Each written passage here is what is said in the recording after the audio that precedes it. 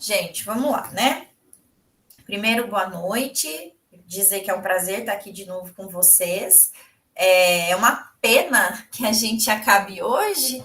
Queria ter mais dias e semanas junto com vocês. A gente tinha iniciado falando, né? Inicialmente eu conversei com o professor Flávio e ele faria esse fechamento como ele faz em todas as disciplinas.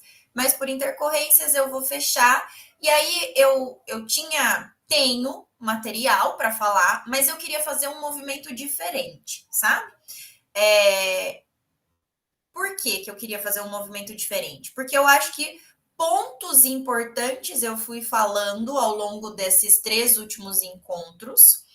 É óbvio que não dá para a gente destrinchar e entrar em muitos desses conceitos e elementos, porque são conceitos e elementos que demandam muito tempo. Então, por exemplo, o plano de ensino individualizado, ou o PDI, como muitos chamam, a gente tem uma disciplina sobre ele, né? É um semestre discutindo a construção, a aplicação, enfim, elementos que devem estar presentes. Então, eu acho que tem muitos pontos que a gente só conseguiu dar uma pincelada. E tem elementos que eu acho que seria legal se a gente voltasse um pouquinho. E eu vou voltar a partir da última semana que vocês colocaram no chat algumas coisas e o Roberto me mandou e eu coloquei até em destaque aqui para mim, que são pontos que eu acho que alguns, especificamente, eu só falei, coloquei o nome, a nomenclatura, e acho que vale a pena a gente voltar, até porque foi uma dúvida, um questionamento.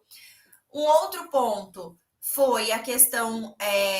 Eu falei sobre práticas pedagógicas, mas acho que faltou um direcionamento sobre a materialidade. E o outro que mais apareceu ali no final foi a questão do manejo e da agressividade. Então, são pontos, né, que eu acho que vale a pena a gente gastar mais um pouquinho de tempo falando sobre isso. E aí, pode ser que sobre tempo ainda. E eu queria fazer realmente uma escuta. E não uma escuta de um muro de lamentações, tá? Eu acho que isso precisa ficar claro, mas uma troca. Uma troca mesmo entre a gente de dúvidas. Aline, talvez eu não tenha falado de pontos que vocês gostariam de ouvir. E aí vocês podem levantar aqui e a gente começa a falar sobre ele, mesmo que superficialmente, que dá mais aí um indício de que a gente precisa de mais tempo, né, sobre esse assunto. Pode ser assim? Tudo bem para vocês? Então, olha só. O primeiro ponto, o primeiro tema assim que apareceu no chat e que me chamou muita atenção foi a Crislaine que colocou semana passada, e ela colocou assim, ó, eu acredito que tenha sido na parte que eu falei sobre as práticas pedagógicas e tudo mais, né? Que ela colocou assim, ó, sobre o projeto dos materiais concretos que você falou, como conseguimos implantar na nossa escola? Existe existem elementos, né, que nos auxiliam no processo de efetivação da inclusão escolar. Desses elementos é a materialidade, é a construção de materiais que vão propiciar e que vão subsidiar esse processo de inclusão escolar. Então, olha só, quando eu dei os exemplos, né, daquele 7º ano, que a gente construiu uma reta no concreto para os meninos, colamos na parede, o professor de matemática dando aula e eu auxiliando, isso a reta no concreto é uma materialidade que a gente criou para que esses estudantes tivessem uma visão do conceito de reta numérica no concreto. Então, olha só, são alguns elementos aí que a gente precisa entender. Primeiro, cada estudante aprende de uma forma diferente, conforme a gente conversou já. Existem estudantes, e a maioria dos nossos estudantes aprendem de uma forma muito mais eficaz, e eu não estou falando somente do público-alvo da educação especial, eu estou dizendo os estudantes como um todo. aprendem de uma forma muito mais concreta e coerente quando a gente leva o material para ele manipular, quando a gente sai do nível de abstração e vai para o concreto. Isso é fato, isso é comprovado, né?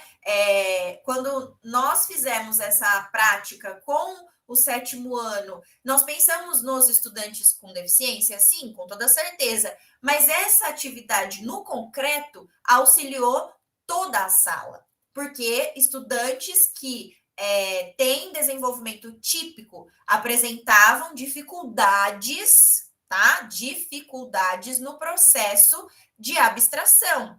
Em algum ou outro momento, nós apresentamos dificuldades de aprendizagem. Isso não significa que nós não vamos aprender, ok?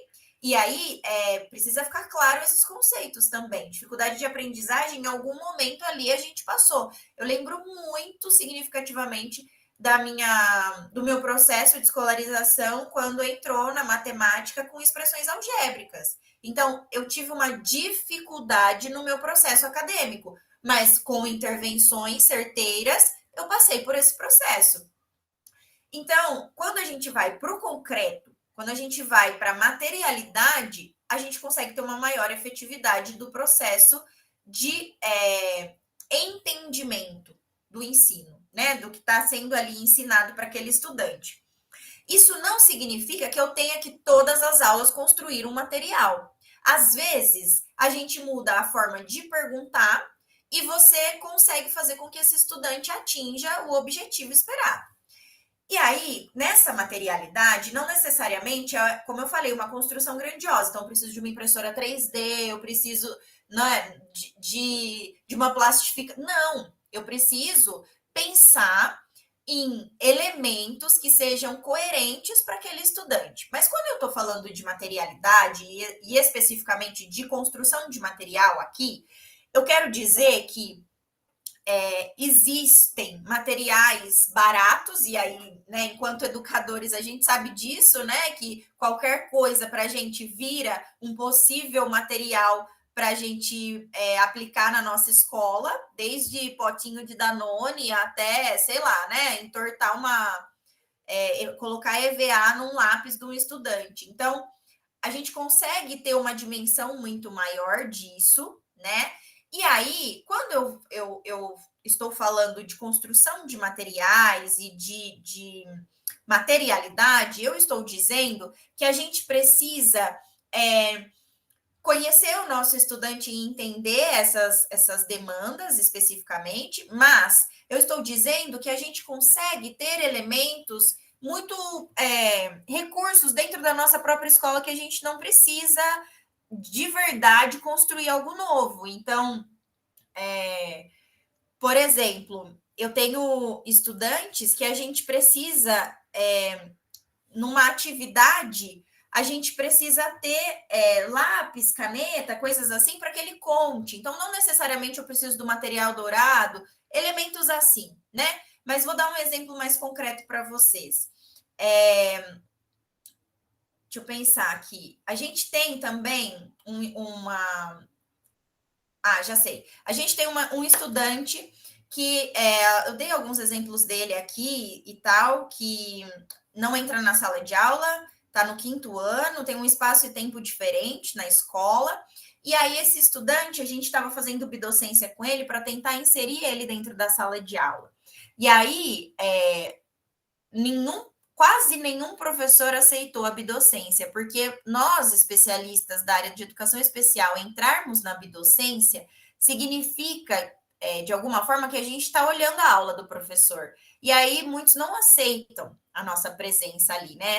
Isso é uma barreira do ensino colaborativo, isso é uma barreira da nossa área ainda, né? Por isso que eu bati tanto na tecla semana passada da delimitação de papéis no ensino colaborativo. E aí, um professor de história, super querido, aceitou a entrada da docente de educação especial, e aí eles começaram a planejar juntos. E aí vocês pensam, história é uma disciplina extremamente abstrata, né? Que é muito mais oral e que está falando de coisas que aconteceram. Para um estudante que não entra na sala de aula, um estudante que não consolidou o seu processo de alfabetização, estar na aula de história é muito complexo. E aí eles estavam trabalhando com esqueci o nome. Quando a gente tem aqueles desenhos na parede, assim, esqueci o nome. Se alguém lembrar, coloca aí no chat para mim. E aí, a ideia era que esse professor trabalhasse com o texto sobre esse tema. Esqueci o nome, vou lembrar que depois eu jogo aqui. Isso, é isso. Pintura rupestre. Obrigada, gente. E aí, esse professor tinha um texto sobre esse assunto. Mas existe uma dificuldade de leitura, não tem uma leitura consolidada, não tem, né, esse processo de alfabetização consolidado. O que acontece? A gente tem que pensar, enquanto especialista, como que a gente vai atingir esse estudante. E aí a ideia foi levar para o concreto. Como? Então, vamos cavar, escondemos objetos, né, na horta que a gente tinha, e eles tinham que cavar ali para achar esses objetos e depois reproduzir esses objetos da forma como faziam antigamente. Então, foi para o concreto com esse estudante. A turma toda foi para fora da sala de aula, não foi uma atividade pontual com aquele estudante. Entendem? Não teve uma construção de material especificamente para esse estudante, mas foi para o concreto de uma forma que a gente conseguisse atingir o nível de entendimento desse estudante. E aí, consequentemente, a gente contemplou a sala inteira. E a outra etapa foi fazer esses desenhos na massinha, porque é uma área de interesse desse estudante, a manipulação da massinha. Então, a construção de materiais, ela é muito importante, mas ela não é o ponto principal aqui, né? A materialidade, ela é viável, ela é importante, na maioria das vezes, a gente despende muito tempo produzindo esse material, e na maioria das vezes fora da escola, na nossa casa, mas não necessariamente ele é o que vai fazer todo o processo se efetivar. Às vezes ele é só mais um recurso que a gente tem para utilizar. Então, onde que eu quero chegar com tudo isso, né? A questão trazida foi como que a gente coloca esses projetos em evidência na escola, né? E aí eu vou para dois caminhos. E aqui ela coloca o projeto de materiais concretos. São dois caminhos. O primeiro caminho é conscientizar, e aí eu vou pegar gancho depois, vou voltar nisso, né? Guardem essa questão da conscientização. Primeiro ponto é a gente conscientizar a necessidade de adaptação curricular. E como eu falei, a adaptação curricular não necessariamente parte da construção de materiais, mas sim da adaptação dos materiais, que pode ser uma simples mudança de enunciado. Eu diminuo meu enunciado, eu fiz uma adaptação curricular. Então, esse é um lado, né? Um caminho, e depois eu vou voltar nele para construir, dar continuidade nesse pensamento. O outro lado é como que eu concretizo isso na minha escola, né? Que foi a pergunta dela. Como que esse projeto se aplica na escola? Você não precisa fazer um projeto. Você precisa, né? De alguma forma, a gente precisa discutir as demandas existentes e como que a gente vai sanar essas demandas. Então, não necessariamente é um projeto que eu vou construir, não necessariamente é um movimento que vai exigir muitas outras, o coletivo, né? Óbvio, quando eu conscientizo, eu tenho que mobilizar o meu coletivo, mas às vezes na sua disciplina você consegue fazer ações e no diálogo com os pares você consegue dizer o que você está fazendo. Então, outro ponto, né, dando gancho nisso tudo. Vou dar um exemplo do que tem acontecido comigo, que aí eu acho que vai fazer um pouquinho mais de sentido para vocês nessa questão de que às vezes não adianta ter projeto, às vezes não adianta nada se a gente não sensibilizar. Eu tenho 2 estudantes com paralisia cerebral, como eu já falei para vocês, cadeirantes, não verbais, e que estão atualmente no 7º e 8º ano. Esses estudantes, a escola tem 3 andares, e eles estão no 3º andar, que é o andar dos maiores. E a escola tem um elevador. Esse elevador está há 3 semanas quebrado. Isso impacta diretamente na organização da escola. Por quê? Eu tenho um documento que diz que em 40 minutos o técnico do elevador tem que chegar. E ele chegou em 40 minutos, mas não tem a peça queimou, já foi solicitada a peça, mas nós estamos falando de um órgão público, que vocês entendem que é moroso. Então não é assim, instalou o dedo, consertou, né? Demora. Então tem 3 semanas que meus estudantes não acessam a sala de aula do terceiro andar. E aí, a minha discussão, enquanto docente, é dizer o seguinte: são 2 caminhos que a gente poderia trilhar, tá? E aí eu faço aqui a advogada do diabo para que vocês pensem junto comigo, tá? Um dos caminhos é o seguinte: o professor dá atividade adaptada para o meu estudante fazer lá embaixo. Esse é um caminho. Não acho que é o mais correto, mas é um caminho, tudo bem? O segundo caminho é a sala desce para o primeiro andar e os estudantes têm o direito de ter a aula e os estudantes estão inseridos fazendo as atividades dentro da sala de aula. Para mim, o mais coerente seria isso. Só que tem 3 semanas que isso não acontece e os meus estudantes estão 7 horas fora de sala de aula. E a escola está continuando um fluxo normal, rodando. Isso tem um impacto muito significativo para mim, enquanto docente, porque eu estou vendo que é necessário uma sensibilização para além do que eu achava que precisava. É muito maior, é muito mais complexo do que eu imaginava o cenário. Não é só falar de adaptação curricular, é falar de você está negando o direito do estudante estar dentro da sala de aula. Entendem isso? Então, qual tem sido o meu movimento? O movimento de dizer, eu preciso da adaptação curricular para o estudante, mas eu preciso que todo mundo esteja com esse estudante lá embaixo.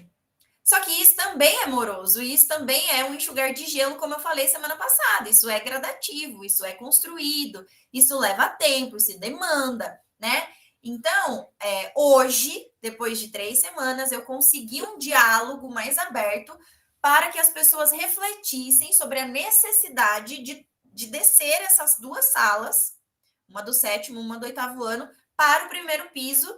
E aí, e não é só enquanto o elevador não conserta, é o tempo todo, até o final do ano, e o ano que vem, e o outro ano. Porque a gente ainda vai ter esses estudantes por mais 2 anos, um por mais 1 ano e o outro por mais 2 anos na escola. Da mesma forma que eu tenho estudantes com mobilidade reduzida, que estão no primeiro piso. Então, é uma questão, para mim, é muito fácil pensar isso. Isso exato, é desrespeitoso. Para mim, é bom senso, entendem isso? Mas não é, e para muitos não é. E aí é aquilo que eu falei semana passada e volto a dizer: o óbvio precisa ser dito. Então, se eu tiver que dizer todos os dias, a gente tem que descer para esses estudantes terem aula, a gente tem que descer, eu vou dizer. E aí eu tenho uma professora que trabalha comigo que fala que que nós somos o ferrinho do dentista, sabe? Que a gente fica cutucando. É isso, a gente cutuca a ferida das pessoas, a gente vai todos os dias dizendo, reforçando a mesma coisa. E aí existe um outro movimento, além desse de sensibilização, que foi o que eu disse para vocês, da questão da materialidade. São estudantes que são sim, e eu deixo isso muito claro e falei isso em outros momentos que eu citei eles para vocês, são um desafio. Eles são, gente. Nós temos um desafio dentro da escola. E aí eu vou chegar em algum outro aqui, vai entrar na questão de manejo futuramente, da agressividade. Eles não têm essa questão da agressividade, mas eles são um desafio para o professor no sentido cognitivo. Eles não. As respostas são diferentes. Os tempos são diferentes. Eu estou instaurando a comunicação alternativa com um deles. O outro já tem repertório de comunicação alternativa, já faz uso de prancha. Então, olha só, para um professor especialista da área de história, da área de matemática, da área de língua portuguesa, pensar fora da caixinha, fora do quadrado lá da sala de aula tradicional, que ele precisa trabalhar. Então, ó, vou pegar um dos exemplos hoje, que também quero linkar com isso.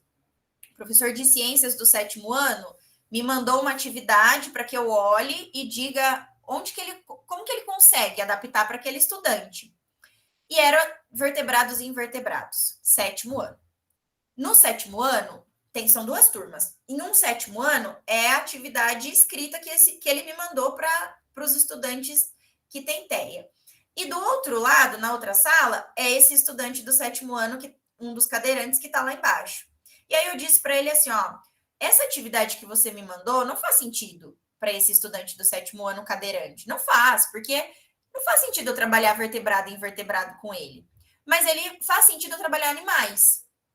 Então, é muito difícil, e para mim é muito simples pensar isso. Mas para esse professor especialista não é simples. Então, quando eu digo que é um movimento diário, constante, que a gente tem que fazer de sensibilização e de diálogo com esses docentes, é no sentido de você pode fazer um recorte muito pequeno da sua atividade, em muitos casos, que você vai estar atingindo o seu estudante. Você não precisa pensar, eu preciso de uma impressora 3D para imprimir um animal vertebrado e invertebrado para que ele saiba o que é isso. Não, você não precisa, porque para ele não vai fazer sentido algum na vida dele. Não é esse o objetivo proposto. Mas se você trabalhar de identificação de animais, diferenciação, o que tem pena, o que tem pele, o que tem escama, para ele vai fazer sentido. Entendem isso?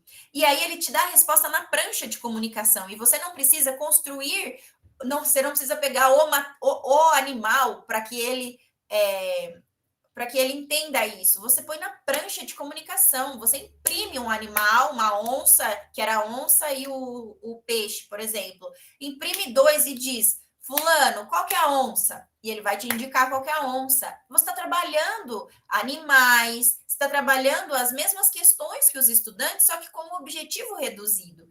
Isso é uma adaptação curricular, isso é uma prática pedagógica inclusiva, e isso trabalha diretamente com a materialidade. Você construiu materiais também.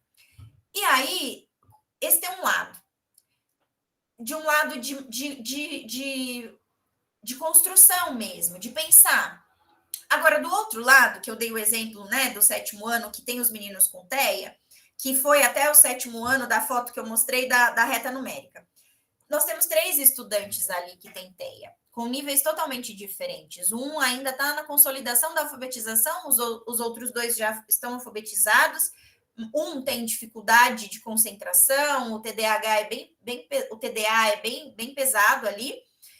E aí eu disse para ele, era essa atividade de vertebrados e invertebrados, 6 páginas assim de atividades, né? Era uma prova, na verdade. E eu disse, não faz sentido você dar 6 folhas para esse estudante. Primeiro que isso vai gerar uma ansiedade muito grande, porque ele não vai dar conta de 1h20 fazer isso aqui. Mas são questões objetivas. São, que animal é esse? Ok, ele vai saber te responder essa. Agora você está perguntando, qual a classe? Na hora que você perguntar qual é a classe, a primeira pergunta que ele vai te fazer vai ser, professor, o que é classe? Porque ele não tem, a memória de processamento dele não tem esse arranjo para que ele guarde tudo e te diga na hora, assim, ó, isso é um trabalho contínuo que você tem que fazer com ele. Classe, a gente tem os mamíferos, a gente tem diferentes classes ali.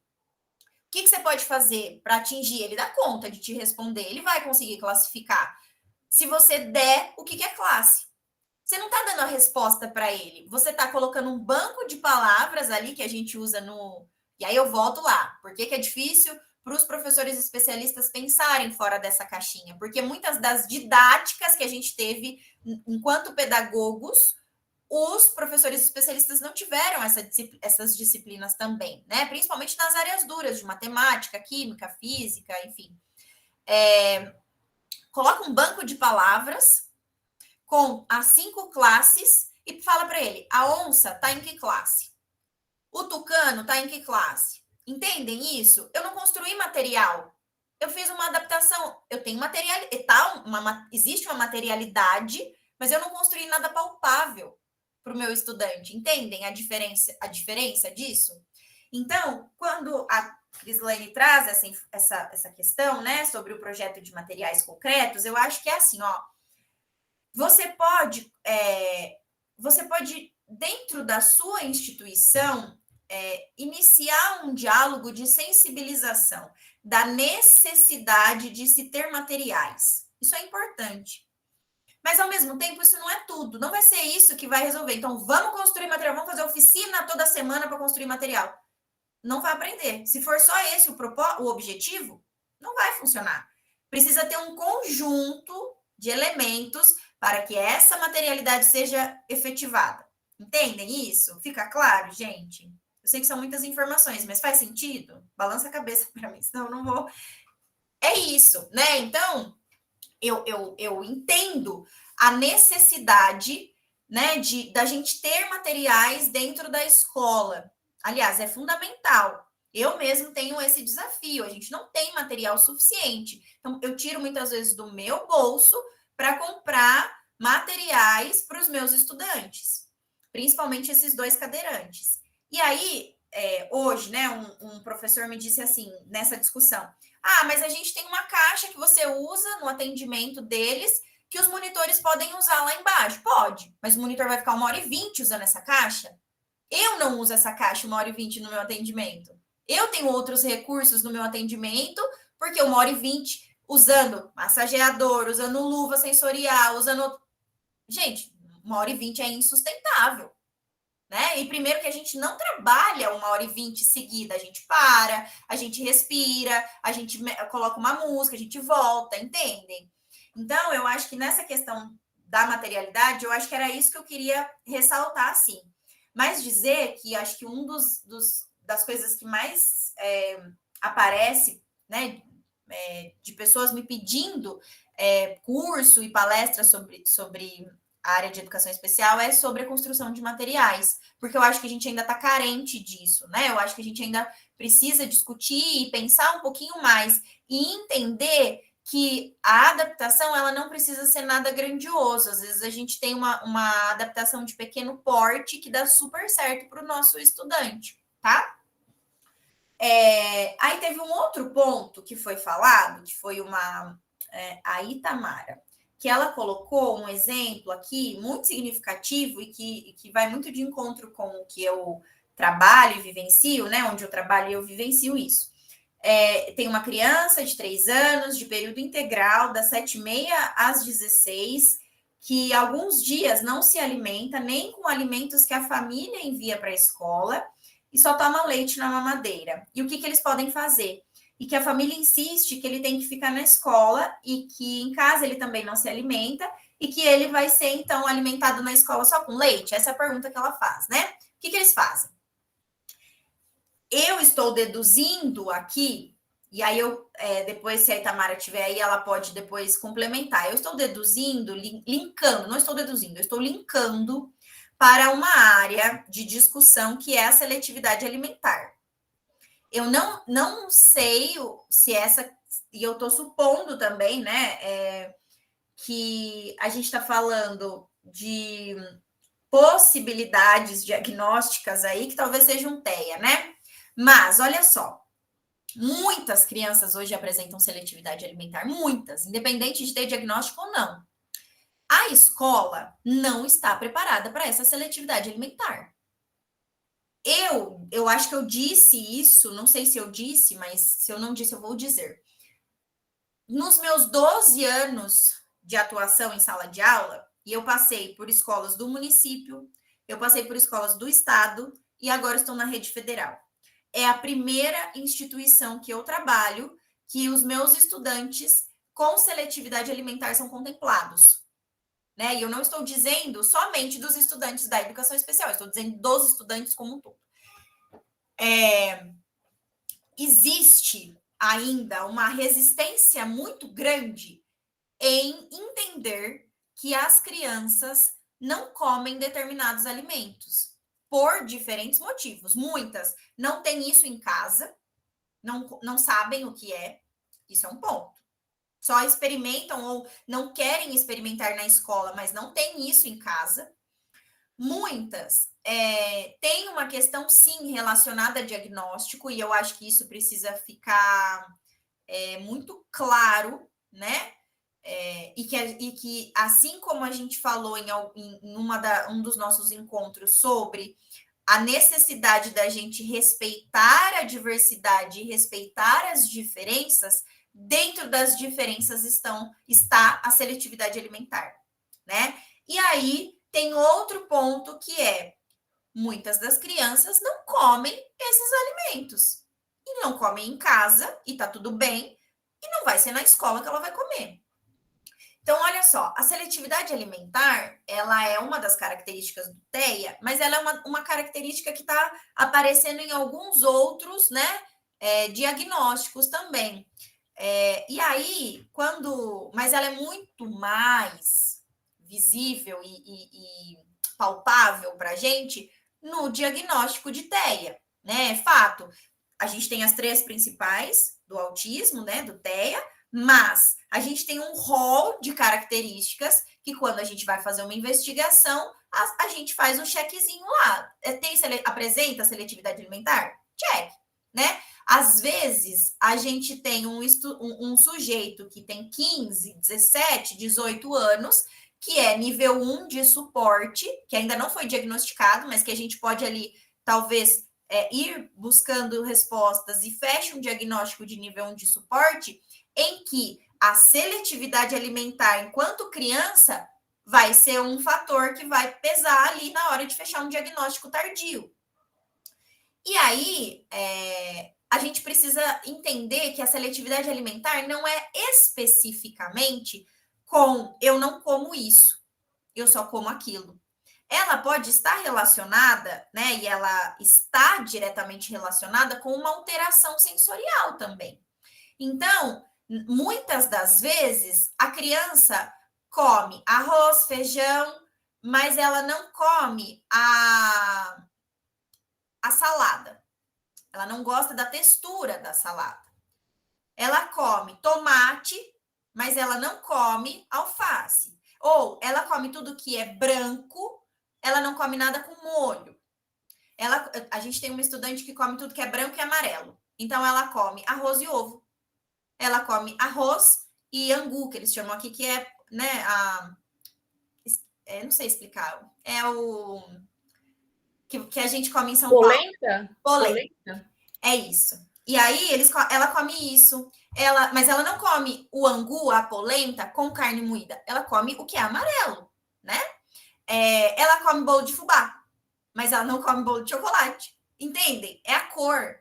Existe a cor. Mas existem estudantes, crianças, que comem, não come, por exemplo, a farofa, não gosta da textura do farelo, não gosta. E aí, essa textura esfarelenta, às vezes reverbera no bolo, não come bolo, entendem? Não é necessariamente uma seletividade alimentar, eu como isso, não como aquilo. Às vezes, e na maioria das vezes, ela está direcionada também à textura, à cor. Então, olha como o sensorial, né? Como que a gente tem as papilas gustativas, a gente tem a questão do visual na alimentação. Então, tem um estudante meu que a mãe, ele não estava comendo ele comia muitas vezes o ano passado, foi parando de comer. E aí a mãe dele fez uma reunião esse ano com a mãe, e isso me preocupa muito, porque assim como a Itamara colocou, são 7 horas de escola comigo, aqui ele fica mais ainda com ela, né? É uma escola até 16 horas, os meus ficam até 2h30. E aí, essa mãe me disse, Aline, ele come 3 gotinhas de ketchup no prato. Gente, manda o ketchup para a escola. Tá tudo certo.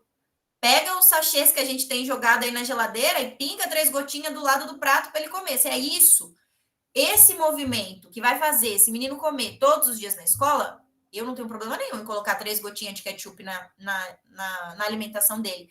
Realmente, vocês acreditam que vai ser 3 gotinhas de ketchup que vai fazer esse menino ter diabetes, ter algo do tipo? Não vai, porque ele está comendo toda a alimentação saudável e são 3 gotas no... Gente, 3 gotas. Eu queria fotografar o prato para vocês verem. Então, olha só, é muito significativo. Mas a gente também precisa ter consciência de que na seletividade alimentar existe um trabalho a ser feito. Não é simples, ele é seletivo, ele não come, tá tudo bem, deixa ele. Não é isso. É seletivo, eu respeito essa seletividade, mas eu vou, por meio de uma intervenção, na maioria das vezes, né, comportamental, inserindo elementos para que ele vá testando, buscando, sensibilizando. Então, da mesma forma que eu falei para vocês, eu tenho um estudante que não entra na sala de aula e 18 meses depois ele entrou na sala de aula. A gente ia um segundo, volta, 3 minutos, volta, 1 minuto, volta. Entendem? Foi gradativo. Aqui, eu estou fazendo uma intervenção com ele. Olha, a gente vai experimentar o caldo do feijão. Não gosta dos grãos? A gente vai colocar. Então, tem um estudante nosso que não comia também o feijão. E aí a gente coloca é bonitinho que as nossas ajudantes na cozinha, as tias da cozinha, elas já têm a escumadeira e a concha ali, elas viram, não cai o grão, só cai o caldo. Então elas já sabem. Dei o exemplo semana passada, tem uma estudante nossa que só come mexerica, tem mexerica para ela o ano inteiro, e não é uma fruta, né, que tem o ano inteiro. Essa semana ontem acho que foi, tinha abacaxi e maçã. E aí tem estudante, eles podem escolher, todos podem escolher entre duas frutas, mas eu estou falando da minha realidade. Agora vamos para uma realidade onde a criança não pode escolher. Então eu trabalhei numa escola do campo onde teve um episódio lá, acho que eu falei semana passada, teve um macarrão e tinha macarrão com molho. E aí o meu estudante não comia macarrão com molho, só comia o macarrão branco, puro, a massa. E a merendeira disse: não, aqui é com molho, não vai ter nada separado. Gente, qual o problema dele comer, né? Qual o problema de você separar isso? Não, já está tudo misturado, não tem essa aqui. Isso não existe. Você está fazendo, tem um processo que é separado. Por que você não separa para esse estudante? Eu entendo que isso pode demorar 2 minutos a mais para ela, mas olha só, se coloca no lugar da família também, a criança passa. E aí eu não entrei ainda no caso da Itamara, porque tem uma questão familiar aqui também. Se coloca no caso no lugar da família, eu sempre tento me colocar no lugar da família. Imagina para uma família que escuta, que vê seu filho está 7 horas fora de sala de aula porque o elevador está quebrado. Imagina para uma família que vê que a escola não proporciona um macarrão puro para que ele se alimente por um simples capricho. Isso é capricho, né? Isso é uma delimitação, é hierárquico. Ele é estudante, ele é menor, ele não tem direito de escolha. E não é assim que funciona, né? E eu acho que isso é uma construção dialógica que a gente tem que fazer. Da mesma forma que a sensibilização com relação à adaptação curricular, ela tem que acontecer aos poucos, a sensibilização com relação às características também. Assim como com a seletividade, com a agressividade, a gente ainda tem uma questão que talvez seja o maior desafio nosso, e eu falei isso em algum momento aqui também, que para mim, a inclusão, na maioria das vezes, não se efetiva, não é somente relacionado à formação inicial e continuada, mas sim por uma barreira atitudinal. Eu não aceito essa diferença, eu não entendo essa diferença, ou às vezes eu entendo, mas eu não aceito. Entendem isso? Então, eu acho que existe uma questão atitudinal, uma barreira atitudinal que nós, enquanto sujeitos, precisamos modificar. E aí isso é muito difícil porque ela está posta na sociedade. Não é uma questão de meia dúzia aqui de docentes, de educadores que precisam mudar. A gente está falando da sociedade como um todo.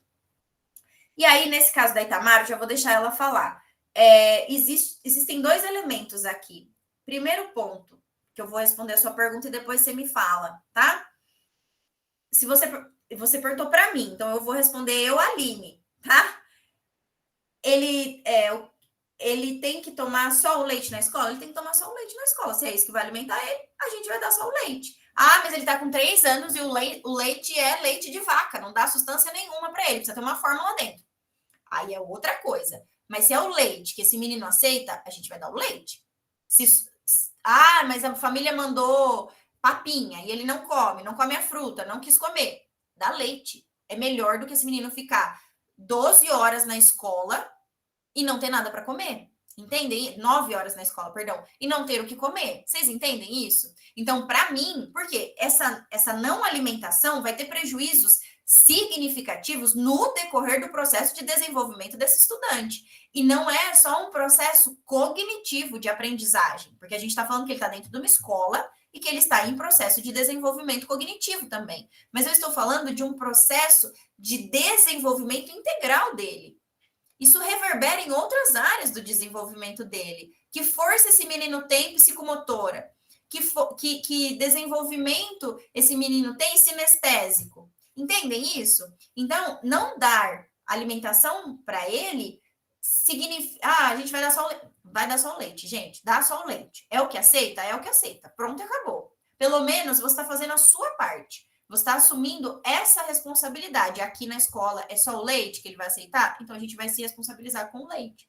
A gente vai dar, oferecer outros elementos, mas o leite sempre vai estar ali de respaldo, caso ele não queira os outros, tá?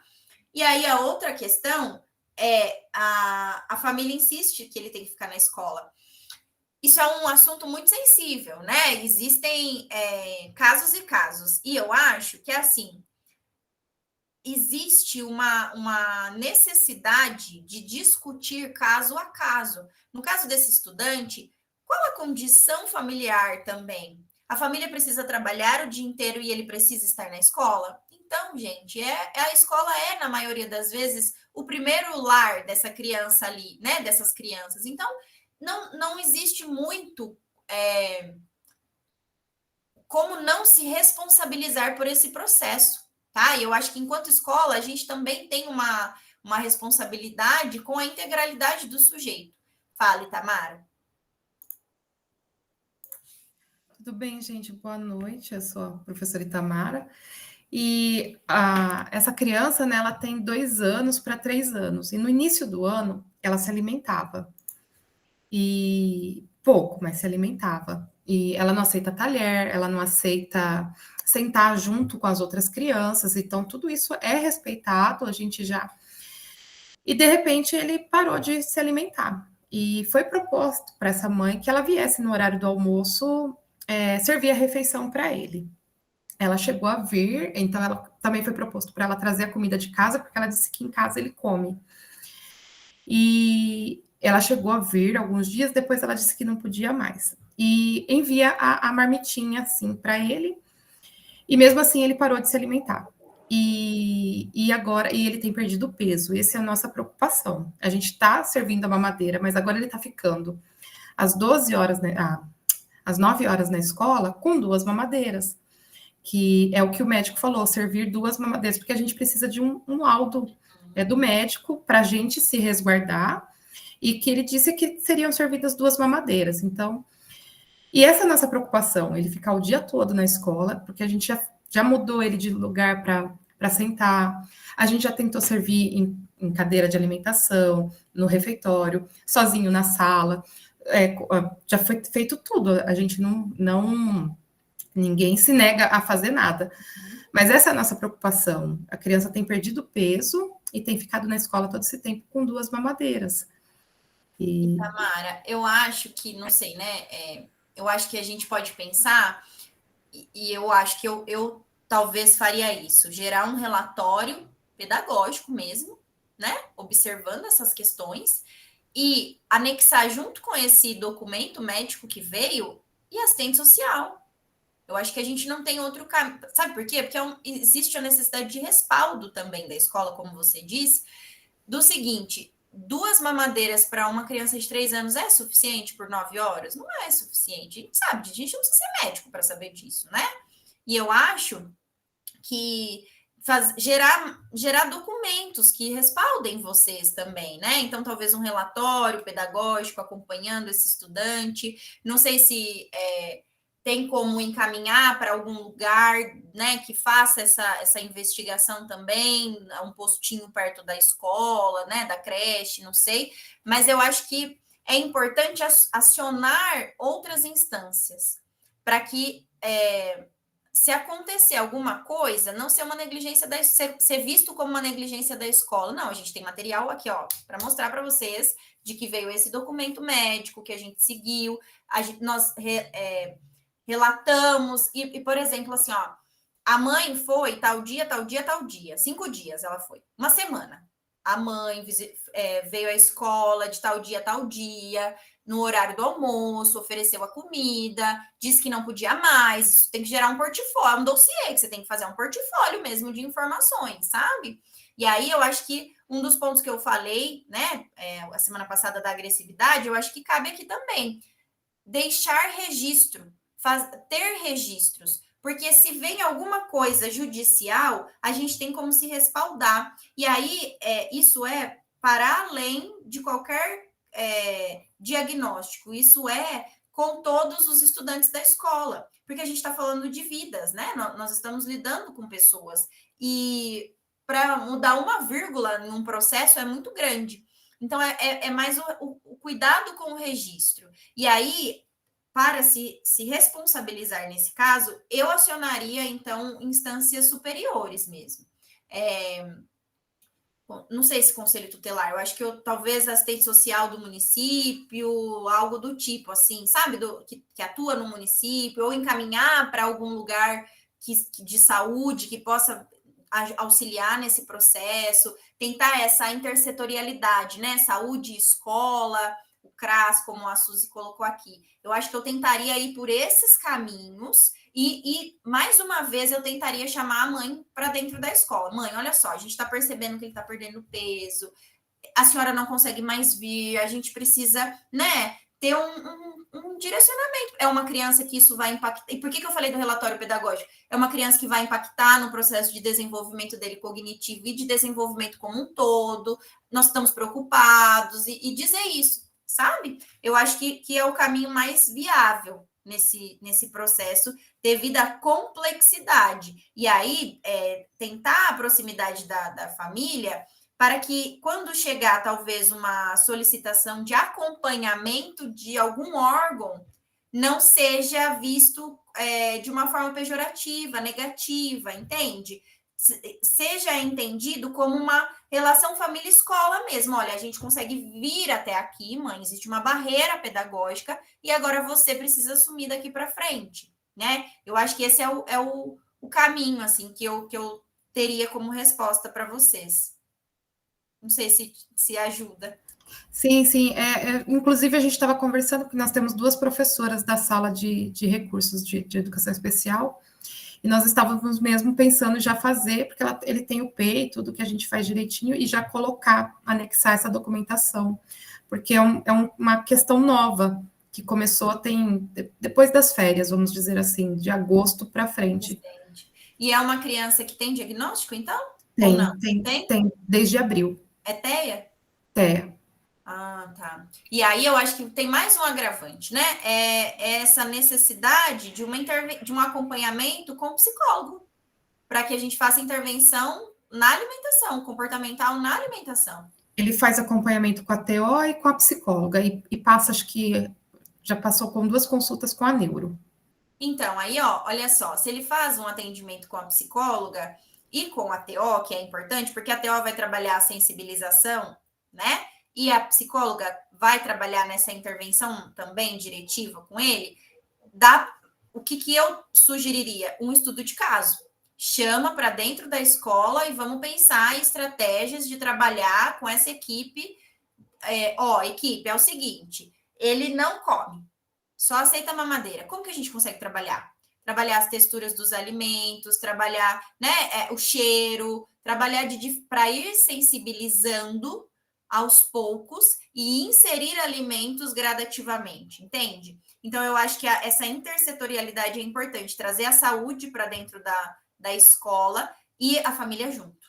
É importante que a família esteja consciente de todas as intervenções que vocês estão pensando ou propondo, para que possa ser limpo, sabe? Ser de uma forma limpa, transparente, né? Acho que essa é a palavra. E aí, sem buscar culpados, né? Ah, a mãe não pode vir mais para cá, não pode ajudar e tudo mais. E aí não é isso, mas é trazer e dizendo, até aqui, pedagogicamente, a gente consegue ir. tem uma questão para além, que é clínica, na maioria das vezes, né? Precisa de uma intervenção clínica muito forte, muito robusta, para que reverbere na escola. Então, eu acho que é dizer, a gente se responsabiliza também, mas a gente consegue vir até aqui, tá? Tá, obrigada. Imagina. E aí, eu acho que da seletividade alimentar era isso, gente. Não sei se mais alguém tem alguma questão relacionada a isso. Se quer perguntar, pode perguntar. E aí eu vou para outro ponto que eu acho que vai ter bastante discussão, né? Que é a questão que o Luciano colocou. Até que ponto eu fazer uma contenção, e ele diz que não vê problemas, e correr o risco de ser interpretado como agressivo, inclusive com pares. Vou contar um caso aqui que aconteceu com a gente recentemente. A contenção é um problema, como eu falei, né? Nós não temos um manejo, na maioria das vezes, para lidar com, com crises e com desorganizações. Aqui na escola, a gente teve um episódio recentemente, um pouquinho em junho, acho que foi, de uma monitora, que nós não temos assistentes, nós não temos, né? Eu contextualizei para vocês, são monitores que acompanham, que ficam na sala, monitores de turma, que auxiliam no processo com os estudantes público-alvo da educação especial. E aí, uma monitora, fazendo uma intervenção, segurou a criança para não. A criança foi para beliscar, e é aquele estudante que eu falei para vocês que bate, belisca, puxa o cabelo. Ela foi fazer uma intervenção de segurar o braço dele, e uma pessoa que estava do lado de fora da escola, que é uma escola, como eu falei, que não tem muros, né? Uma pessoa do lado de fora gravou e disse que a estudante, a monitora, estava agredindo, né, a criança, estava segurando, chacoalhando a criança. E aí, gente, eu acho que existe um cuidado muito grande em apurar os fatos, primeiramente, mas existe um cuidado muito maior da gente entender quem é esse estudante, quem é essa monitora, quem são esses profissionais que estão envolvidos no processo ali que está sendo dito, né? E isso foi só um recorte do que já aconteceu. Inclusive, hoje eu lembrei, contextualizando para uma outra monitora que eu oriento, de um caso que a gente teve. Ela me perguntou se a gente tinha algum estudante nível 3 na escola, e eu falei que não, mas que o ano passado a gente recebeu uma estudante que foi, sem dúvida, o maior desafio, que essa estudante, ela entrou no primeiro ano e ela tinha uma suspeita de TOD e tinha características ali da psiquiatria infantil que a gente precisava investigar, mas não tinha um diagnóstico de educação voltado para a área de educação especial. E ela tinha desorganizações constantes, assim, e mordia. A professora de português saiu com uma mordida desse tamanho da perna, assim. Ela mordia, ela quebrava as coisas, ela dava chute, batia a cabeça no chão e tal. E ia muito para agredir. As crianças estavam ficavam longe dela e tudo mais. Até o outro ponto que eu quero chegar é nessa questão das crianças não estarem perto. E aí, existe um cuidado do manejo. A partir dessa estudante do ano passado, e eu vou responder para chegar na pergunta do Luciano, né? A partir dessa estudante do ano passado, a gente entendeu a necessidade de discutir o manejo. Mas para eu discutir o manejo, eu também preciso pensar em um fluxo de agressividade. A criança agrediu na sala. O que faz?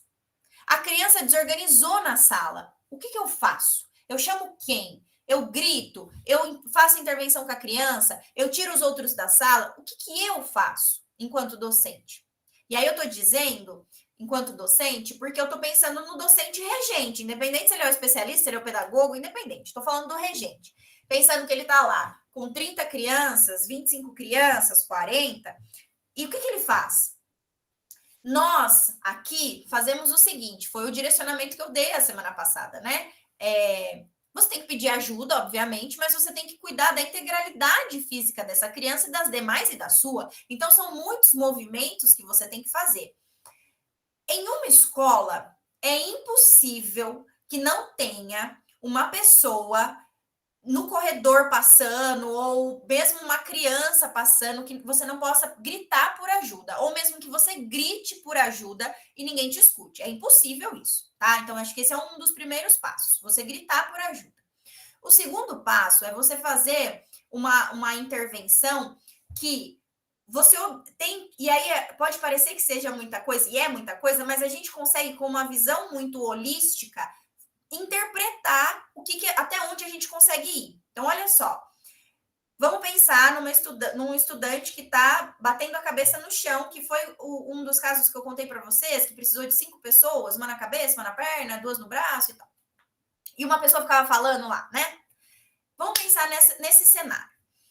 O que eu tenho que fazer?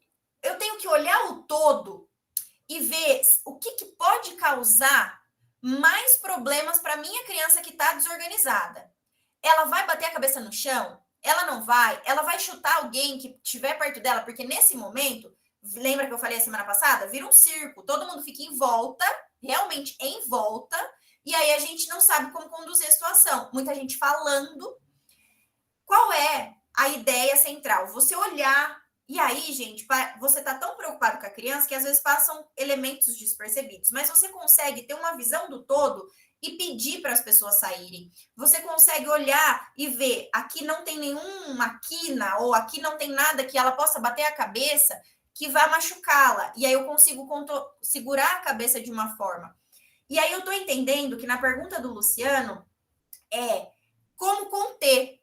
E aí, a semana passada, eu falei, contenha por trás. Você tem que segurar por trás, né? Nunca de frente, porque você não sabe como que essa criança... Por exemplo, esse meu estudante que puxa o cabelo, eu não posso conter ele de frente em hipótese alguma, porque ele puxa o cabelo, ele arranca o brinco, entendem? Então, a primeira, para mulheres, obviamente, prender o cabelo, mas a ideia é você vir por trás, porque você consegue segurar o braço. E eu estou dizendo de um lugar de leigo também. Eu estou dizendo de alguém que lê sobre isso.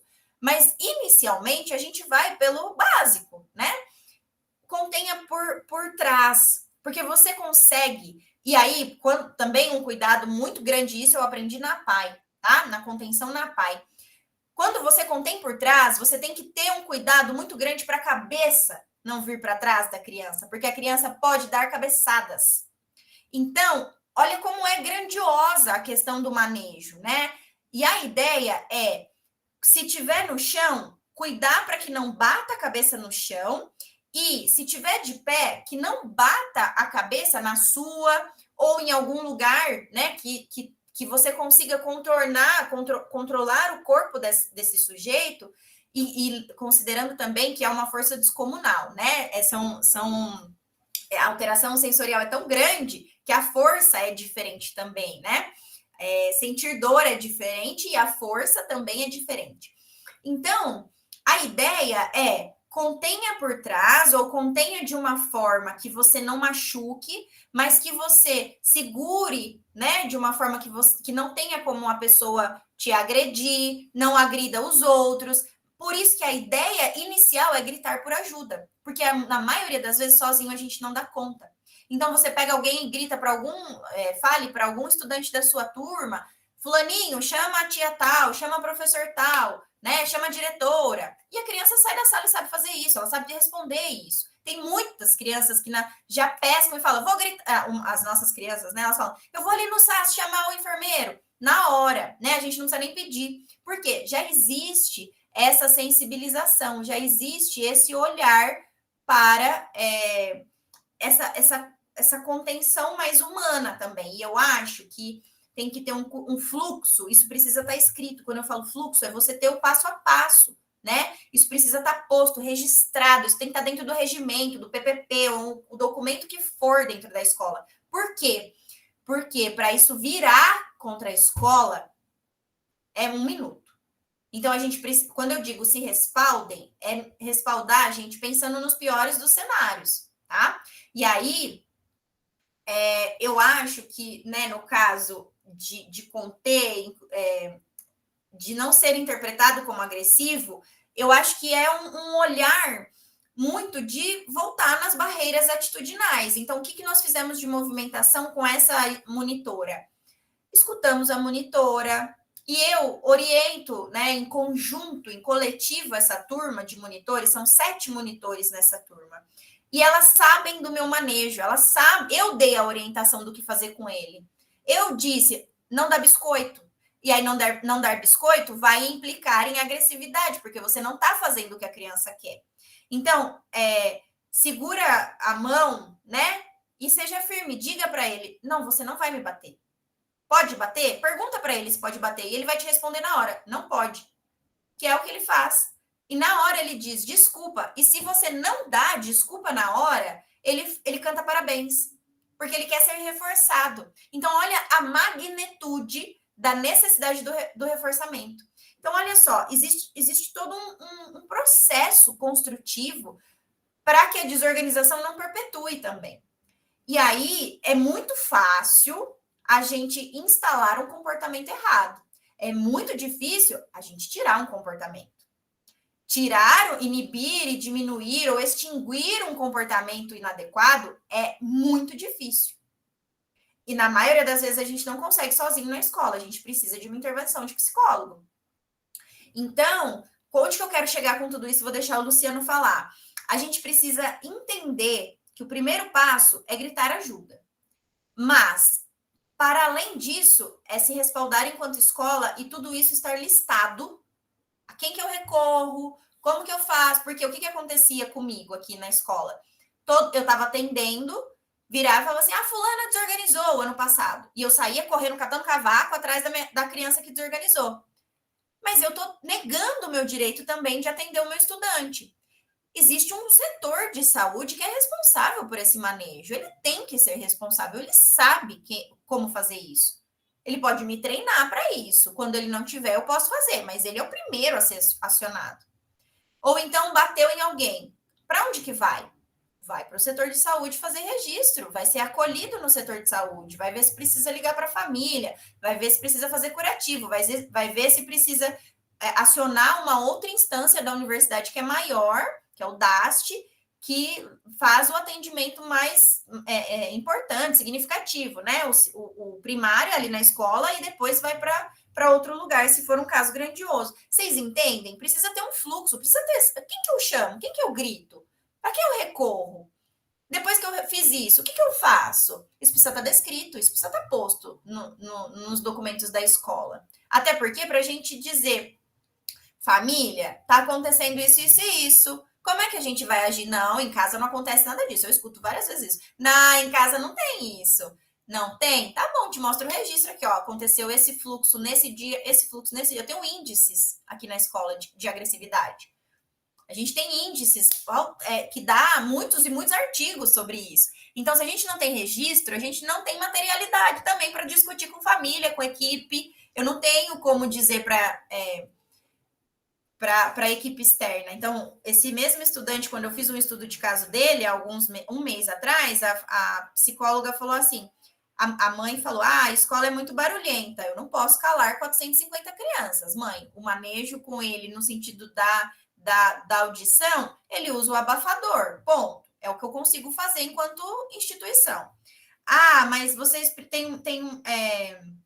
precisa entender que ele faz isso num movimento de frustração. Eu entendo perfeitamente, tanto que respeito essa singularidade dele. Mas eu preciso que a psicóloga venha aqui na escola e me ensine como dar o comando para ele, para intervir. Porque os comandos que eu, enquanto pedagoga, não está funcionando, não está dando certo o que eu estou fazendo com ele. E lembra que eu falei lá atrás, existe um limite onde a escola consegue ir. Existe um limite docente e de gestão e de coordenação e de funcionários que ultrapassa. A gente não dá conta. Então, existe uma barreira de conhecimento mesmo. Eu estou dizendo, eu não sei fazer intervenção comportamental com esse estudante a partir de tal e tal demanda. Eu preciso que a psicóloga esteja aqui na escola para me auxiliar. E aí a psicóloga vai na escola, observa, analisa, gera materialidade e a gente senta de novo e discute o caso. Então é assim que a gente consegue fazer intervenções muito significativas e a gente consegue melhorar comportamento. Foi a partir desses movimentos dialógicos que esse estudante passou a entrar na sala de aula, que ocorreu a diminuição das agressividades, entendem isso? Então, mas tudo por quê? Porque a gente foi gerando materiais, documentos para dizer aqui ele está acontecendo. Ah, em casa ele não faz. Lógico, em casa é um outro ambiente. Ele tem acesso livre a muitas coisas. Aqui na escola a gente tem regras, a gente tem limites de determinados espaços que ele pode ir, né? Então eu digo não, você não vai imprimir esse material. E aí ele bate, ele briga, ele chora, ele belisca. Talvez na casa dele ele tenha acesso à impressora de imediato. Aqui na escola não funciona assim e ele precisa entender. Então, são muitos elementos, tá? Para a gente entender. Mas eu quero escutar o Luciano. Fala, Luciano. Oi. Aline, assim, quando eu falei assim, eu não vejo problema em fazer a contenção, inclusive, assim, eu já precisei fazer, inclusive, né, e mais de uma vez. A Maria Eduarda está comigo. O que acontece? Poucas vezes, né, foi necessário, mas em uma das vezes, por exemplo, que eu precisei fazer uma contenção na criança, foi durante o horário de almoço, todos os adultos responsáveis estavam presentes, e é uma coisa que eu sempre falo, assim, que o aluno é da escola, né? O aluno não é daquela pessoa específica que está naquele momento tomando conta. E assim, tem a parte, como você disse, de acabar virando um show, né? Muita gente em cima, acaba até atrapalhando, mas também há, em contrapartida, as pessoas, não é comigo, não é o meu aluno, tem alguém lá para fazer isso. Então, assim, eu precisei fazer contenção. Inclusive, eu já trabalhei em um abrigo de crianças, de ter que ir na escola do aluno para conseguir lá na escola fazer a contenção. Porque, olha, ele é um aluno de vocês, ele é uma criança do abrigo. Vocês têm que vir aqui resolver o problema. E a época o pedagogo, né, falou assim, não, ele é uma criança nesse momento da escola, resolvam, vocês precisam aprender a lidar com isso. Ele não é a primeira criança, não vai ser a última criança nesse estado. E na escola que eu estava, eu precisei fazer. Então, assim, eu não realmente já precisei fazer contenção de adulto, inclusive, e é dessa forma realmente, né? Ter todo esse cuidado para que você não volte, não é com você e ele te agrida, porque ele está se expressando de alguma forma, né? E naquele momento realmente ele não tem controle. Com isso, uma coisa que a gente talvez não, na maioria das vezes, também precisa entender, e muitas pessoas não entendem, é que é uma escalada da emoção. Essa criança, ela não vai de um zero absoluto, numa quarta-feira, às 3h12 da tarde, virar uma chave, vou surtar. Né?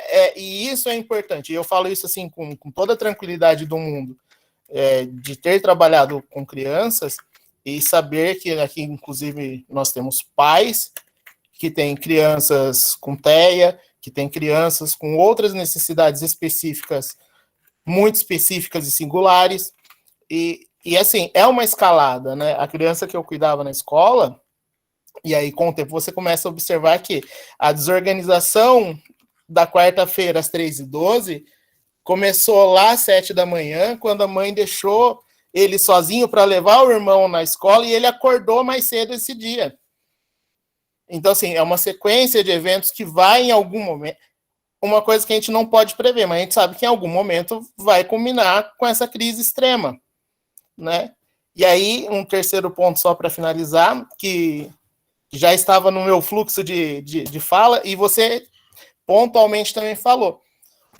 Eu entendo que a gente precisa ter protocolos claros que resguardem tanto a integridade física da criança, para que qualquer pessoa não chegue lá de qualquer forma que possa vir a machucar, da mesma forma que o protocolo serve para fazer o resguardo do educador na escola. Se eu tenho um fluxo, então, assim, registro é uma coisa importantíssima, é como você disse. Como é que eu vou ali falar com a família se eu não tenho registro de que aconteceu? Ah, mas aconteceu várias vezes. Nossa, mas você só está falando agora, né? Nossa, hoje, dia 20 e tantos de agosto, e a primeira vez que você me fala, aí, realmente eu não tenho registro disso. Não consigo provar. Da mesma forma, o fluxo da informação de como fazer, quando fazer, e o respaldo, porque, como eu disse, eu estava em um momento de alimentação, com todos os adultos possíveis ao meu lado, e ainda assim, as pessoas conhecendo o aluno, pessoas que já ficaram com esse aluno em outros anos, e aí talvez até por eu fazer a contenção, pensando na integridade física dele, né, eu não estava pensando assim, não só nos outros, mas a dele, ele estava se colocando em risco, que é uma coisa que eu sempre falo, né, eu nunca vou deixar uma criança se colocar em risco e colocar outra criança em risco, porque a gente até pouco tempo atrás, a gente tinha pratos de vidro na escola, e ele quebrava os pratos, né, e em uma dessas vezes ele tentou jogar em outra criança, uma coisa que ele nunca tinha feito. Então, assim, a desorganização estava tão grande que esse limite dele, ele também passou. Ele jogou o prato na criança. E aí o prato quebrou, ele foi para cima, e aí foi assim, realmente foi, aquele dia foi caótico, mas para mim foi muito didático. Olha, nós chegamos num limite hoje com essa criança que nunca tinha chego. Em 4 anos dessa criança na escola, nunca chegou num limite tão grande. Mas a organização não começou numa quarta-feira, às 3h12 da tarde. E aí a gente viu que o negócio estava indo. Então, assim, esse dia, eu lembro, assim, até traumaticamente falando, para mim foi muito ruim. Porque apesar de saber como fazer, na hora você fala assim, eu perdi meu último recurso. Né? Eu travei ele, e aí foi muito engraçado, porque ele nunca tinha me agredido. E ao fazer a contenção, ele me mordeu. E aí não sei se num lapso, assim, realmente não consegui ali na hora concatenar a minha própria ideia, eu não tirei o braço. Então, ao fazer esse movimento de travar a boca dele, ele se assustou, porque é o esperado para ele que alguém não vai me deixar morder, né? Então, quando eu travei o braço dele, ele também travou. E aí realmente ele travou, ele ficou todo, porque ele também não esperava, assim, eu quebrei uma expectativa, sem querer, óbvio, mas ele realmente travou. A partir daí a gente começou a ver algumas coisas que realmente isso da organização, da desorganização, né? Então, nesse dia a mãe chegou mais cedo, a gente teve que chamar, aí não veio durante a semana, aí a gente descobriu que estava sem remédio, aí várias coisinhas, né? Mas é bem isso mesmo, assim, às vezes a gente vai fazer o que está certo e corre o risco de alguém estar gravando ali e fazer o recorte muito pequeno. E na escola, e é o que eu falo, a escola é um ambiente hostil muitas vezes, né? A gente está ali, está sem respaldo, vai falar assim, tem uma câmera filmando, né? Dá para você ver todo o contexto que aconteceu. Uhum. Eu acho que são vários pontos aí, Luciano, que eu queria comentar, né?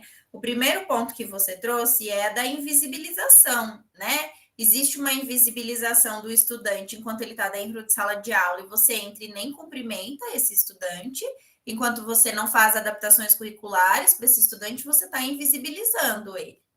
Mas existe uma invisibilização e muito significativa quando esse estudante se desorganiza e as pessoas não vão para ajudar.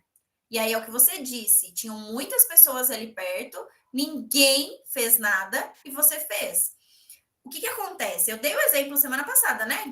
De um estudante que estava batendo em 2 monitores e eu fui fazer a intervenção, ele veio e me bateu. Mas tinham muitas outras pessoas passando ali e ninguém fez nada. E a maior queixa que eu recebo dos monitores quando eu faço a orientação deles é essa. O fulano desorganizou, mas ninguém me ajudou. Eu apanhei do fulano, mas ninguém foi lá intervir. O professor não fez nada. Por quê?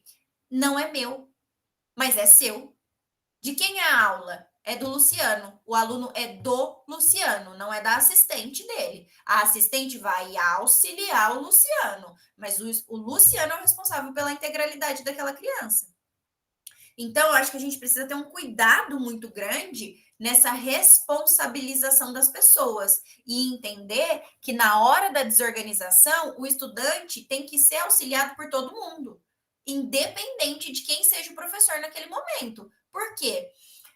Porque senão eu caio nesse discurso de cadê o cuidador, cadê o assistente que não estava com ele, ou então o assistente está com ele, está apanhando também, mas ninguém está fazendo nada, tá vendo?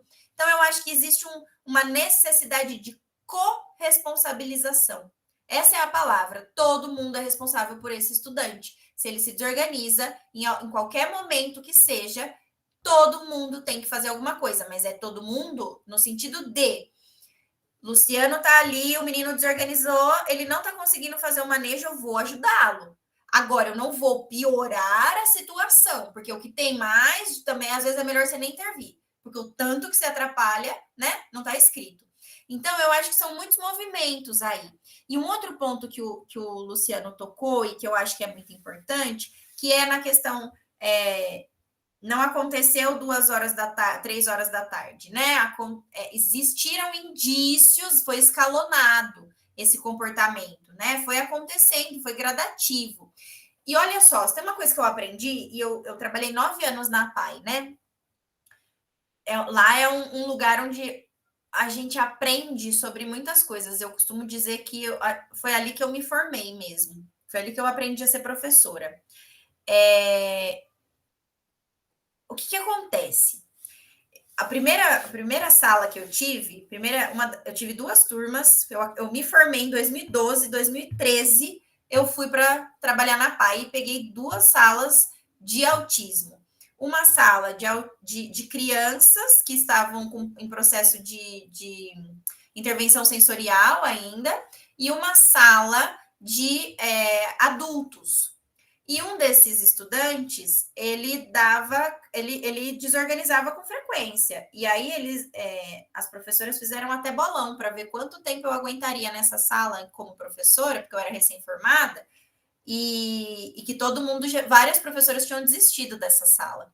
Mas eu não sabia, fiquei sabendo isso depois, né? Que eu aguentei o tranco. E aí, né, tinha esse estudante, e eu lembro de uma professora falando assim: que sala que você pegou na atribuição? Meu primeiro dia de trabalho, eu falei assim: peguei a sala do fulano de tal. Misericórdia! Nossa, ele vai te envergar na primeira, ele vai acabar com você na primeira. E eu, gente, cheguei assustadíssima, né? E aí, aos poucos, por isso que lembra que eu falei da profecia autorrealizadora. Se você escuta tudo que as pessoas te falam, chega lá, a pessoa te enverga mesmo, né? Acaba com você. E eu cheguei e fui aprendendo, entendendo como que funcionava a dinâmica e tudo mais. Era um estudante que ficava numa cadeira de contenção, então eu pensei, bom, para ele ficar nessa cadeira de contenção tem um motivo, né? Tem um porquê. E aí fui entendendo, fui aprendendo e tal. Era um estudante que eu tenho total paixão até hoje, tenho um verdadeiro apego com ele, eu sempre pergunto sobre ele. E aí, era um estudante TEA, nível 3 de suporte, e ele era muito agressivo, realmente, mas aos poucos, mas eu conseguia fazer muitas atividades com ele ao longo do dia, e ele tinha um objeto de apego que era o barbante, então ele fazia um movimento de, tipo, dar um nó no barbante, um laço no barbante. E aí, em o primeiro dia que ele desorganizou comigo, ele dava cabeçada na parede, na cadeira de contenção, tentava dar cabeçada na parede, tentava pegar todo mundo para bater e tal, e eu tirei todos os alunos da sala e tudo mais. E aí, depois que eu saí desse dia, foi caótico, parece que dá uma descarga de adrenalina, a gente, né, fica cansado nesse dia. Eu fui tentar fazer uma análise de tudo que aconteceu nesse período com ele, nesse período da tarde que eu ficava com ele, para tentar entender o que poderia ter desencadeado essa desorganização. Porque, olha só, não é de graça essa desorganização. Não é de graça. E eu acho que isso precisa ficar muito claro para as pessoas. Não é uma birra, não é uma manha, não é uma simples... Não vou fazer isso que você quer, pronto, grita. Não é isso. E eu não consegui enxergar. Vários outros episódios aconteceram e eu fazia esse mesmo movimento de pensar, só que eu registrava os movimentos que ele fazia. E em dessas minhas análises, e aí eu não estou dizendo para vocês fazerem isso, mas estou dizendo que a nossa percepção ela é muito importante nesse movimento. E aí depois, né, a gente pode até fazer questionamento sobre isso para quem é da área da psicologia, mas eu fui estudar um pouco mais sobre isso, porque isso me intrigava. Eu entendi que todos os dias ele chegava com um barbante super molhado, babado mesmo, né? De colocar na boca. E aí eu pegava aquele barbante, jogava no lixo e dava um barbante novo para ele. Teve um dos dias que ele desorganizou que ele jogou o barbante no chão. Eu dei o barbante para ele e ele jogou no chão. E eu achei muito estranho isso.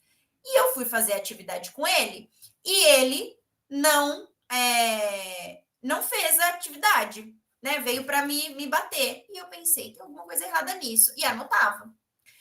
E aí eu fui entendendo ao longo do meu processo de análise desses movimentos dele que existe uma previsibilidade. Não é que você vai ter controle sobre as ações, mas existe uma previsibilidade de possíveis desorganizações. A gente consegue ter previsibilidade.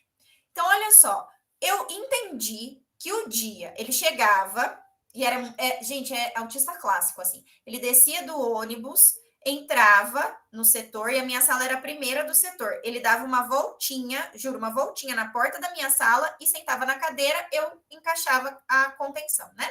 E isso, ele não era agressivo nesses momentos. Eu conseguia levar ele para a educação física, mas sempre, obviamente, em alerta, porque pode ser alguma coisa muito rápida também.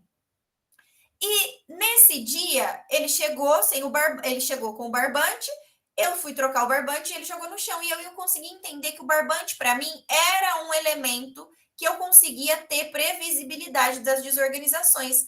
Todos os dias, eu falava assim para ele. Ele chama Thiago. Ti, me dá o barbante. E ele me dava o barbante. Agora a gente vai fazer atividade. E eu dava atividade para ele e ele fazia. O dia que ele jogava o barbante no chão, era o dia que ele desorganizava. Mas eu aprendi isso depois de quase um semestre, gente. Não é uma coisa muito fácil de se fazer, né? E aí na psicologia existe a linha de base que a gente faz, que a gente vai ver. Qual que é o comportamento que a criança teve? Ela bateu. Mas o que desencadeou isso? O que ela estava fazendo antes disso? O que desencadeou essa agressão?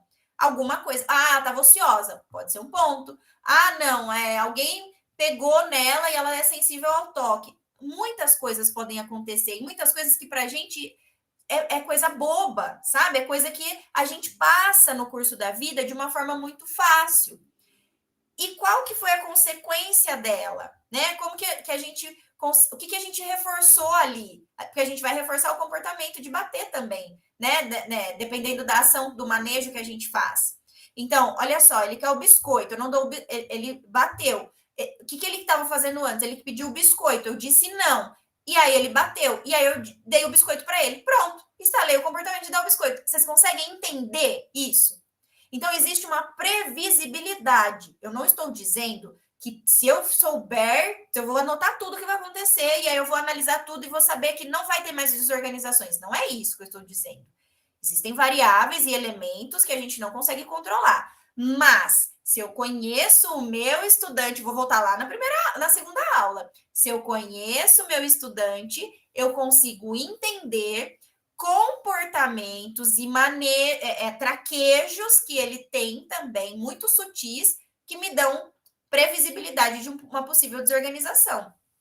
Então, quando o Luciano fala, não aconteceu 3 horas da tarde, aconteceu quando a mãe saiu e ele acordou sozinho, isso é um possível elemento de desorganização. E isso vai desencadear ao longo do dia. Então, olha só, não é fácil a gente ter isso, mas os registros, gente, eles são fundamentais no nosso processo, principalmente na área de educação especial. Eu falo para os meus monitores, tem um diário de bordo.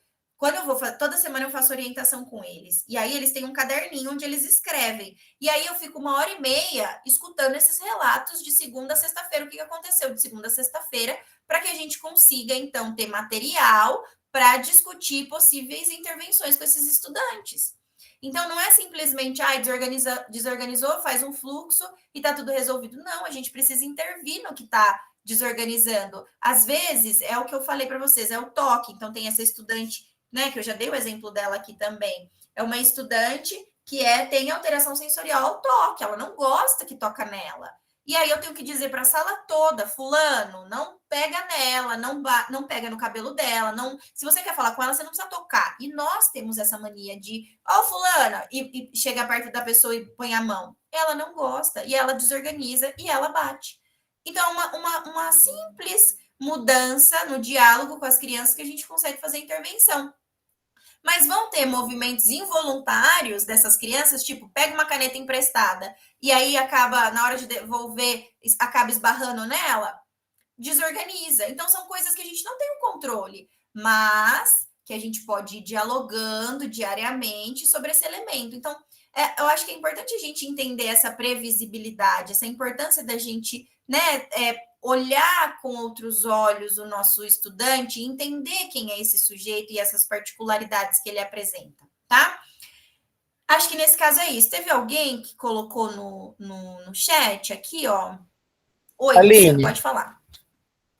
É só fazer um comentário para. É assim, na sua escola, vocês ainda conseguem fazer essa anamnese antecipada com os familiares, né? Uhum. Muitas vezes, assim, numa rede, por exemplo, como a nossa rede aqui em Hortolândia, a gente não tem essa possibilidade, né?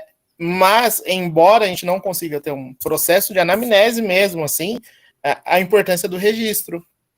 Porque com o registro, como você disse, você vai começar a levantar ali pontos basais mesmo, né, bem específicos. Olha, o barbante me deu um indício, né? Mas se eu não registro, porque assim, de verdade, eu imagino que a realidade de todo mundo aqui que trabalha na escola regular tá ali com 20, 30 crianças, mais 3 crianças, né, de inclusão, ou quem trabalha em escolas específicas também tem uma demanda grande de alunos. O dia consome a gente. O registro vai ser ali talvez aquele único elo de você ter a lembrança mesmo, né? Olha, registrou, ele chegou e jogou o barbante no chão. No outro dia, jogou o barbante no chão. Opa, o barbante tá dando ali, né, esse elemento, talvez. Por isso que eu falo, embora a gente não tenha, talvez, o recurso da anamnese, a gente tem o recurso do registro. Eu sempre falei isso, a importância do registro para N situações, né? Assim, seja para você ver os saberes que foi considerado no processo, para ver como a criança, né, as interações interpessoais entre adultos e crianças, né, como a importância do registro. Eu sempre vou bater nessa tecla, né, como o registro é importante. Exatamente. Eu acho que se a gente regir, até porque, né, eu acho que eu dei o exemplo também do meu estudante que tem altas habilidades, que falou que a memória é traiçoeira, então tem que tirar foto de tudo, né? Eu concordo com ele. Você não precisa tirar foto, mas você precisa registrar. Você precisa escrever. Escreve. Por quê? Porque vai chegar um momento que você vai estar numa reunião e vão te falar, Aline, qual que é o fluxo? Que eu estava dando um exemplo aqui para vocês e não lembrava da pintura rupestre. A memória falha, gente, né? Não tem como. Então a gente precisa ter esse cuidado com os registros para. E outra, com o registro, significa que se eu sair dessa escola, quem chegar no meu lugar vai poder ter continuidade do pensamento ali, entender o que aconteceu antes, como vai dar sequência, né?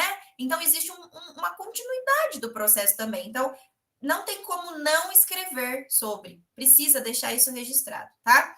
Tem um ponto aqui que é importante dizer, que a Ana Paula colocou, ela fez uma pergunta. E as outras crianças, né? Que a gente estava falando da seletividade alimentar. Qual que é a orientação com as crianças que comem a comida da escola, mas que vêm as crianças que comem alimentos diferentes? Gente, eu vou dizer uma coisa para vocês. Para mim, é muito mais fácil lidar com as crianças do que lidar com os adultos. Por quê? As crianças, elas têm uma compreensão muito fácil e muito rápida da diferença. E aí, é assim, ó, esse meu estudante come o biscoito enquanto tá todo mundo comendo, sei lá, a fruta. E aí, a gente pode dizer, você pode dizer na sala, sensibilizando a sala, na sala de aula, olha, vocês sabem, quais as características, trabalha um projeto sobre características das pessoas, dos estudantes da sala, vamos pensar nas características, a gente trabalha isso. E você faz um diálogo sobre as diferenças. Depois você fala sobre a questão alimentar.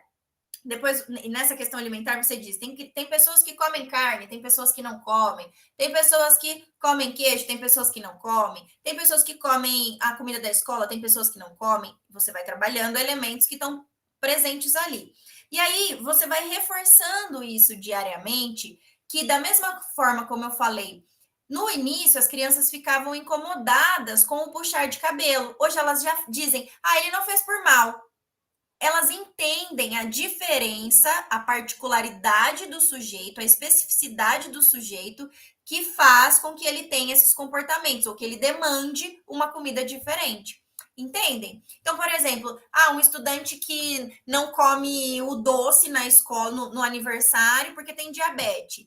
Você precisa sensibilizar a escola, a sala de aula também sobre isso. Olha, a gente vai fazer uma salada de fruta, porque o estudante não pode comer, está integrando ele. E aí, então a gente, nos aniversários do mês, vai ser diferente a comemoração. Entendem? As crianças hoje, para mim, as crianças são muito mais fáceis de dialogar do que os adultos. A gente tem muito mais respaldo e muito mais feedback positivo das crianças do que dos adultos. Então, eu acho que no diálogo e no diálogo diário, reforçado diariamente, a gente tem muita resposta das crianças, tá? Eu acho que isso não vai ser um problema. E aí, nada impede de que esse caso, né, do meu estudante do biscoito é muito significativo, por isso que eu sempre falo dele. No início, né, do ano passado, quando ele comia o biscoito, a gente falava, as crianças vinham perto e a gente falava, fulano, você quer o biscoito? Fulano, dá o biscoito para aquele lá. A gente dava. Então é isso. Agora, teve alguém que falou, só come... não sei se foi aqui, tá, gente? Porque eu tô dando cursos ao mesmo tempo e aí eu confundo, às vezes, os exemplos. Mas teve alguém que falou assim, ele só come 4 biscoitos ou 5 biscoitos, né? 5 bolachas, 5 biscoitos. Só tem isso, tem 5 e ele só come essa quantidade.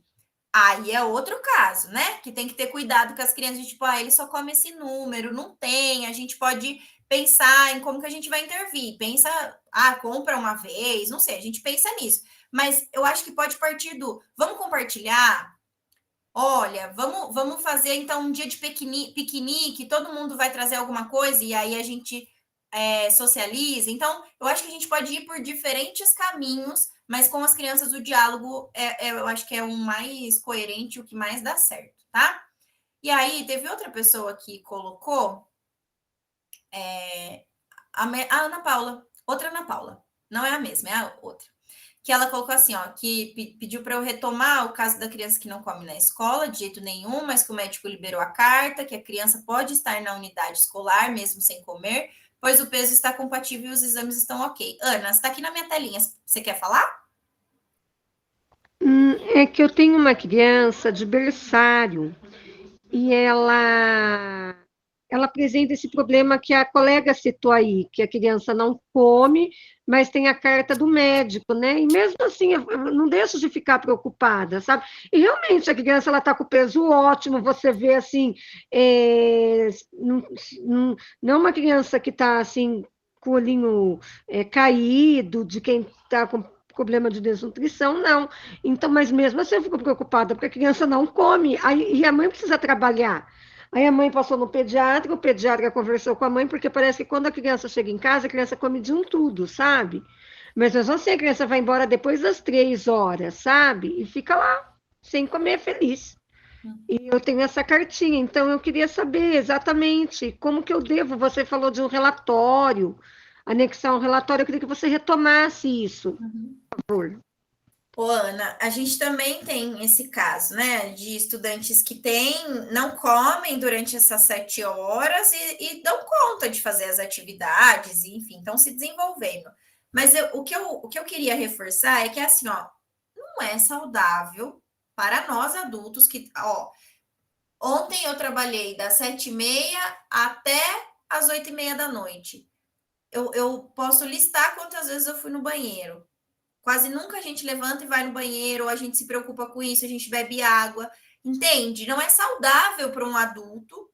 A gente tem que se policiar para fazer essas coisas, que dirá uma criança. Então, eu acho que o primeiro ponto ela pode estar dentro do peso e ela não tem sinais de desnutrição, mas não é saudável em todos os aspectos isso continuar. Porque pensa, isso instala realmente um comportamento de que ela vai ficar sem comer por muito tempo. E a gente está falando de uma criança que vai, né, enfim, precisa de vitaminas e de tudo mais. Mas eu acho que se nesse caso já tem uma questão médica e como no outro também tinha, tem documentação, tem tudo mais, eu acho que cabe, então, gerar um relatório pedagógico da mesma forma. Faz um relatório, olha, institucional, não é pedagógico, é institucional, que pode ser movido por uma professora que está preocupada, mas que seja assinado pela gestão, né? Que tenha o olhar da gestão, porque sozinho o professor não tem força também, isso precisa ficar claro. Mas dizer assim, ó, a criança fica de tal a tal hora, está matriculada em tal ano escolar, período, não sei como vocês chamam aí, permanece na escola tantas horas, 7 horas, 9 horas, se alimenta às 7h30 da manhã e às 15 horas em casa, e na escola se alimenta, sei lá, com leite às 10 horas da manhã. Então, gostaria de maiores informações sobre como proceder, porque na parte pedagógica vai interferir em tal aspecto. Na parte comportamental, vai interferir em tal aspectos. Precisamos alinhar esse discurso. Então, é gerar um documento mesmo, um documento questionador, e não necessariamente um documento que julgue, né? É pedindo uma orientação. Então, tem o documento do médico, tem o documento que respalda legalmente essa criança, mas enquanto escola, nós temos o dever de alimentar essa criança também, e a gente precisa, então, entender como proceder. Pronto, você joga a bola para o outro lado, entende? E aí eu acho que é muito importante, por isso, elaborar materiais no sentido de documentos, não são materiais, elaborar documentos que a gente consiga construir esse fluxo de diálogo mesmo. Então, para quem que eu vou encaminhar essa criança? Para quem que eu vou mandar esse relatório? Primeiro ponto, eu acho que a primeira situação é chamar a mãe. Primeira coisa que tem que fazer é chamar a família. Chama a família e diz: nós estamos preocupados. Tem o documento médico, você tem que trabalhar, mas enquanto escola a gente tem uma responsabilidade com essa criança perante a lei, perante o Estado. E aí, então, a gente vai, então, tomar algumas providências, mãe, e a gente queria que você auxiliasse a gente nessas providências. Então, o primeiro passo é ela ter um acompanhamento com uma equipe multidisciplinar, e manda para esses lugares aí que vocês foram listando aqui no chat.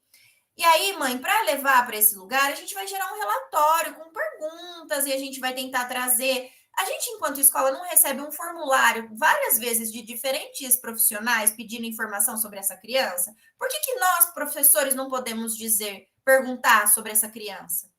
A gente pode fazer isso, e eu acho que é um ponto que a gente precisa mudar no nosso posicionamento enquanto educador. A gente não questiona um diagnóstico médico, a gente não questiona um profissional da saúde, mas todo mundo questiona o professor. Todo mundo diz o que o professor tem que fazer. A família, a equipe médica, diferentes pessoas falam que a gente tem que fazer. Mas eu venho aprendendo isso aos trancos e barrancos, apanhando muito, que é o seguinte: eu sou especialista. Da minha área, quem sabe sou eu. Eu não vou lá na matemática meter o meu bedelho, porque eu não sei da matemática. Então, na minha área, eu estou dizendo que a adaptação curricular se faz assim, assim, assim. Se você quiser minha ajuda, eu estou disponível, mas você não vai me ensinar como é que faz o meu trabalho. Entende? Então, eu acho, Ana, que a gente precisa se posicionar enquanto instituição escolar também. Lembra do limite que eu falei? Da mesma forma que a gente não chega no consultório e diz para o médico: esse medicamento que você deu está errado. Aí eu fiz o teste, testei, e o medicamento não funcionou, doutor. Nem tem que falar doutor, porque ele não é doutor. Tem que dizer: não deu certo para mim, tive efeitos, mas você não chega dizendo: você não sabe de nada, você precisa fazer dessa forma. Você não fala isso para ele. Então, existe uma hierarquia social que a gente precisa romper. Porque no nosso espaço, quem sabe da sua sala de aula, a diretora não pode entrar na sua sala de aula e interferir na sua aula. porque a sala é sua, a aula é sua. Existe um respeito, assim como você não entra na direção e fala, você não sabe administrar, você não está ali no lugar dela. Então, eu acho que a gente precisa ir colocando esses limites e, quando eu digo de se respaldar, é nesse sentido. Olha, enquanto instituição, nós nos preocupamos sim com essa criança. E estou dizendo que aqui não dá para ficar 7 horas sem comer.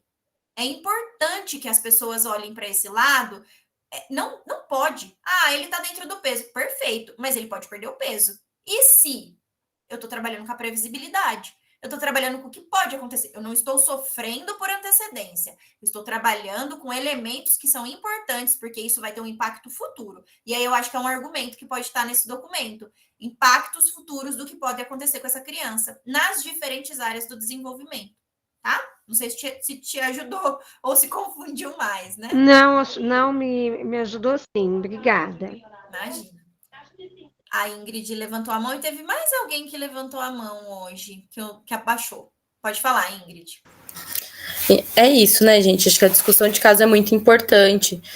E principalmente porque, às vezes, a escola pode estar muito angustiada, mas vamos pensar, numa criança, a gente adulto, às vezes tem gente que não consegue fazer xixi e cocô fora de casa. Então, ela passar a fazer uma vez já é um ganho. Então, precisa realmente desse estudo de caso, porque às vezes a equipe de saúde está considerando que aquela criança se alimentar 2 vezes com leite na escola é um super ganho. Porque às vezes ela não lida com aquela textura em casa, não lida em outros momentos e só na escola ela aceita aquela textura. Então, acho que acalma também bastante os profissionais quando a gente discute o caso em equipe multi. E é isso, os profissionais que atendem a criança, às vezes, por 40 minutos, uma vez na semana, por mais especialista que seja, não sabe mais do que a família e o professor, né, em relação àquela criança. Então, é muito importante todas as considerações que a escola tem, inclusive as preocupações. E dá sim para questionar. A gente também agora, né, enquanto representantes da educação, a gente questiona, mexe, questiona tudo. Não para, né, minimizar o trabalho do outro e desrespeitar, mas dizer, olha, eu estou observando isso, entendo o que vocês colocaram, mas no nosso lado a criança está assim, assim, assado. E o que vai fazer sentido para a equipe inteira para trabalhar com aquela criança? E aí vocês traçam né, na saúde, um projeto terapêutico coletivo. Precisa que esteja todo mundo alinhado, que a escola não se sente sozinha, a equipe de saúde também não. Exato. E aí é importante a gente entender que não, como a Ingrid colocou, não é desmerecer o trabalho do outro, é que a gente não dá pitaco no trabalho do outro. Pelo contrário, a gente ressalta, eu preciso da Ingrid psicóloga dentro da minha escola, porque ela sabe dessa área. Eu não sei. Eu coloco no meu lugar de não tenho conhecimento sobre isso. Então, eu preciso de outro profissional, porque se eu soubesse de tudo, eu não ia precisar de outros. Então, se o médico, o psicólogo, soubesse de tudo, ele não precisava do professor, né?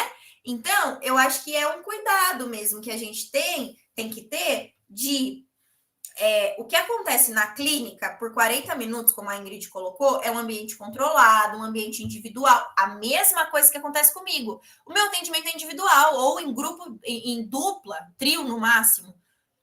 É totalmente diferente de 40 crianças dentro de uma sala de aula, gente. Vamos combinar. Então, o que eu digo para o professor é a partir do conhecimento que eu tenho desse estudante, como um todo, e não do que ele me dá de resposta no meu atendimento, né? É diferente. Eu trago a minha bagagem de conhecimento e o professor traz a dele, e a gente soma.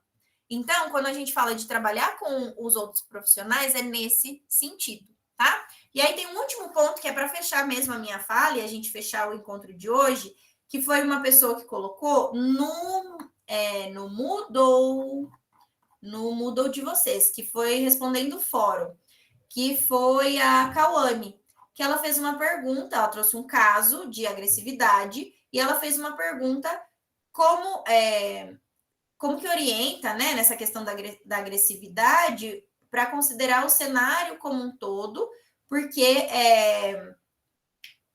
não sei se dá tempo de eu ler tudo, mas é assim, ó, é uma criança com autismo, não sei se ela está aqui. Cauane, você quer contar o caso bem rapidamente para gente? Não sei se você está aqui.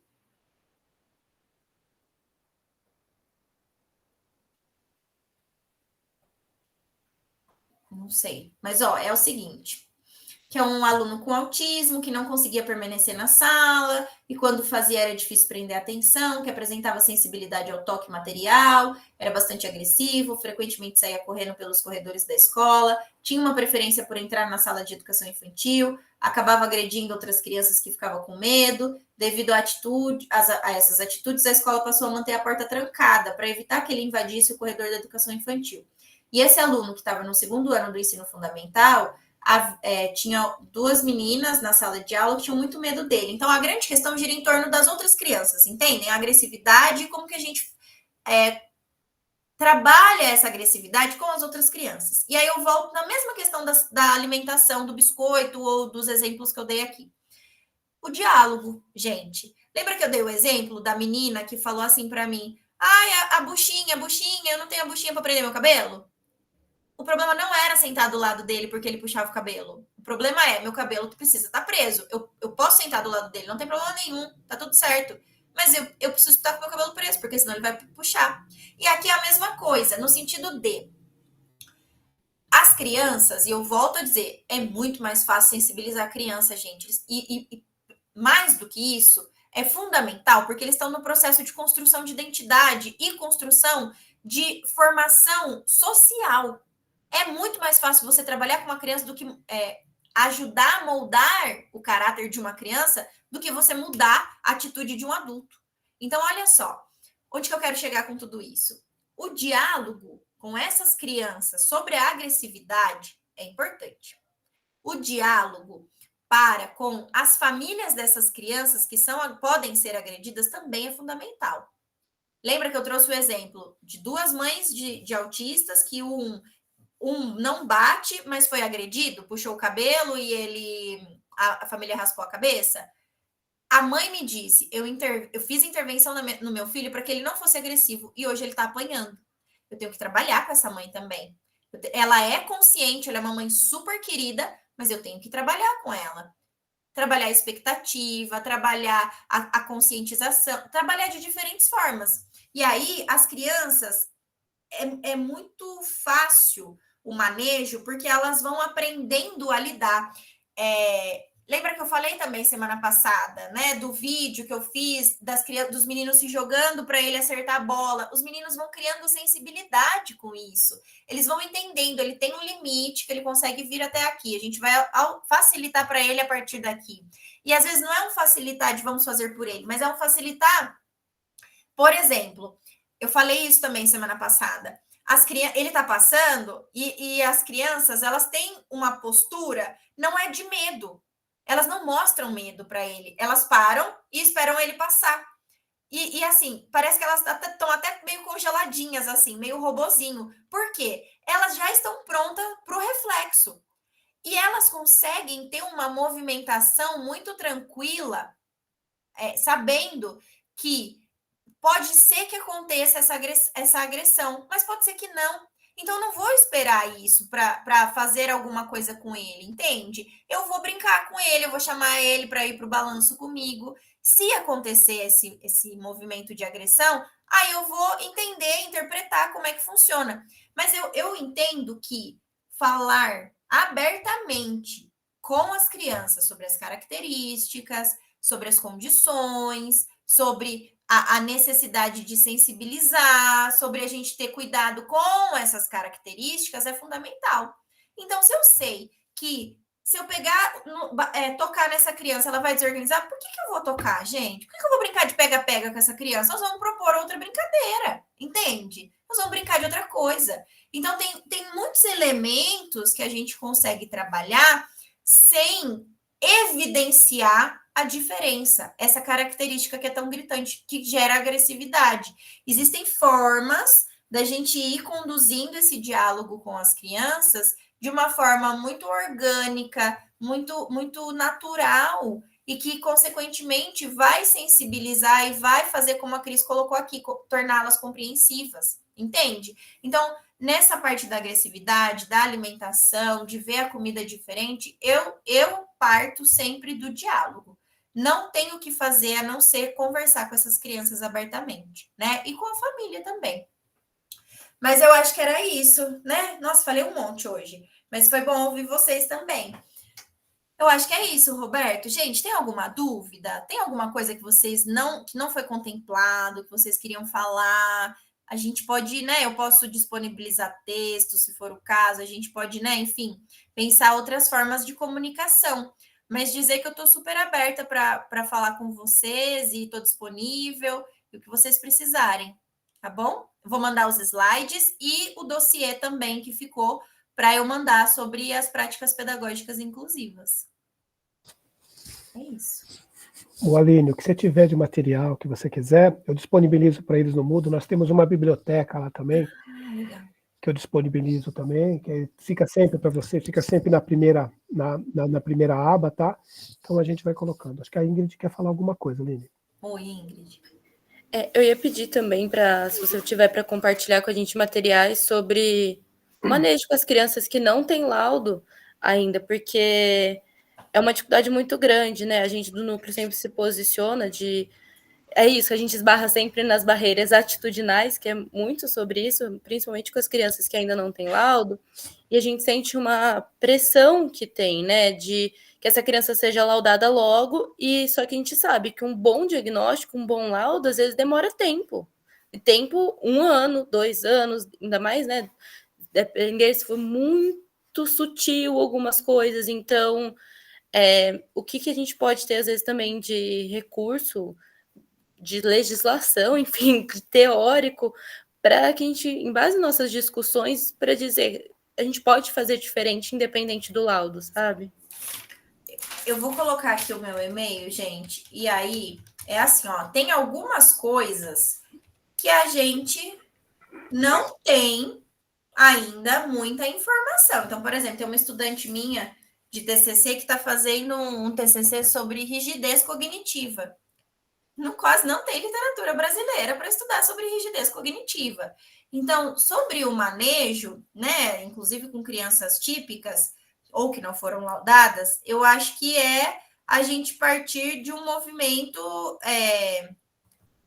que é o mesmo dos atípicos, né? Tentar observar essas desorganizações, observar como proceder. Mas isso tudo, gente, tudo é partindo do conhecimento prévio do estudante. O que a gente sabe sobre esse sujeito?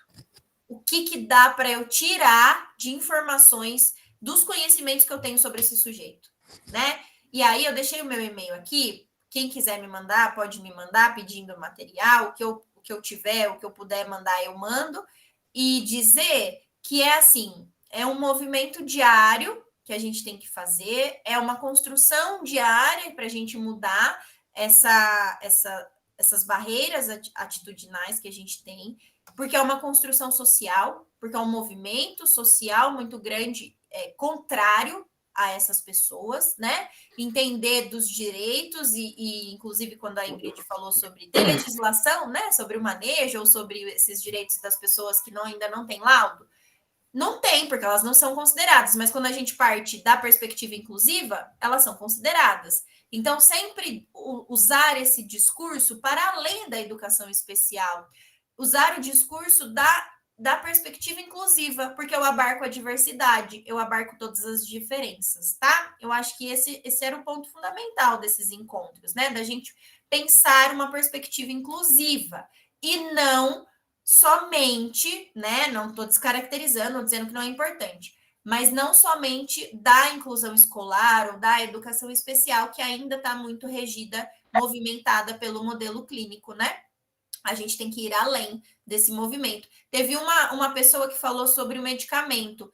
Pode me mandar um e-mail que eu te respondo sobre essa questão do medicamento. Eu acho que é um ponto também muito importante, a questão medicamentosa. A gente tem que ter um cuidado muito grande, saber não é todo mundo que precisa do medicamento, né? E às vezes você dá um medicamento e não é esse medicamento, ou às vezes a família dá o medicamento no dia na sexta-feira, porque no sábado e domingo vai ficar em casa, e aí segunda-feira não dá o medicamento porque ele tem que durar.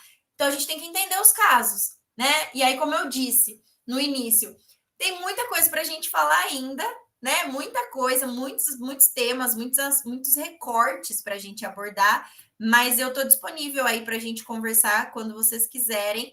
inclusive por e-mail. Às vezes eu demoro um pouquinho, porque a caixa de e-mail lota, mas eu respondo todo mundo e mando os textos também, prometo, tá, gente? Eu acho que é isso. Vou parar, senão eu vou ficar aqui até meia-noite falando, Roberto. Eu gosto, né? Você sabe. Obrigada, viu, gente? Obrigada pela participação de vocês também. Obrigada, Roberto. Obrigado a você, Aline. A gente agradece, né? E vamos esperar uma próxima vez, né? Esperar o próximo curso, quem sabe, né? Sim. Tá, muito obrigado. Viu, pessoal? Boa noite. O professor Flávio, como ele não pôde participar dessa live de hoje, né? Mas semana que vem ele volta. E só lembrando que a semana que vem a gente vai ter aula de literatura e arte com a Carol, tá bom? E aí a gente volta para a aula na terça-feira, tá bom? Não esqueça. Sim, boa noite. Boa noite. Boa noite. Pessoal, boa noite. Boa noite. Boa noite. Obrigado. Boa noite. Boa noite. Boa noite, pessoal. Boa noite. Boa noite, pessoal. Obrigada, professor.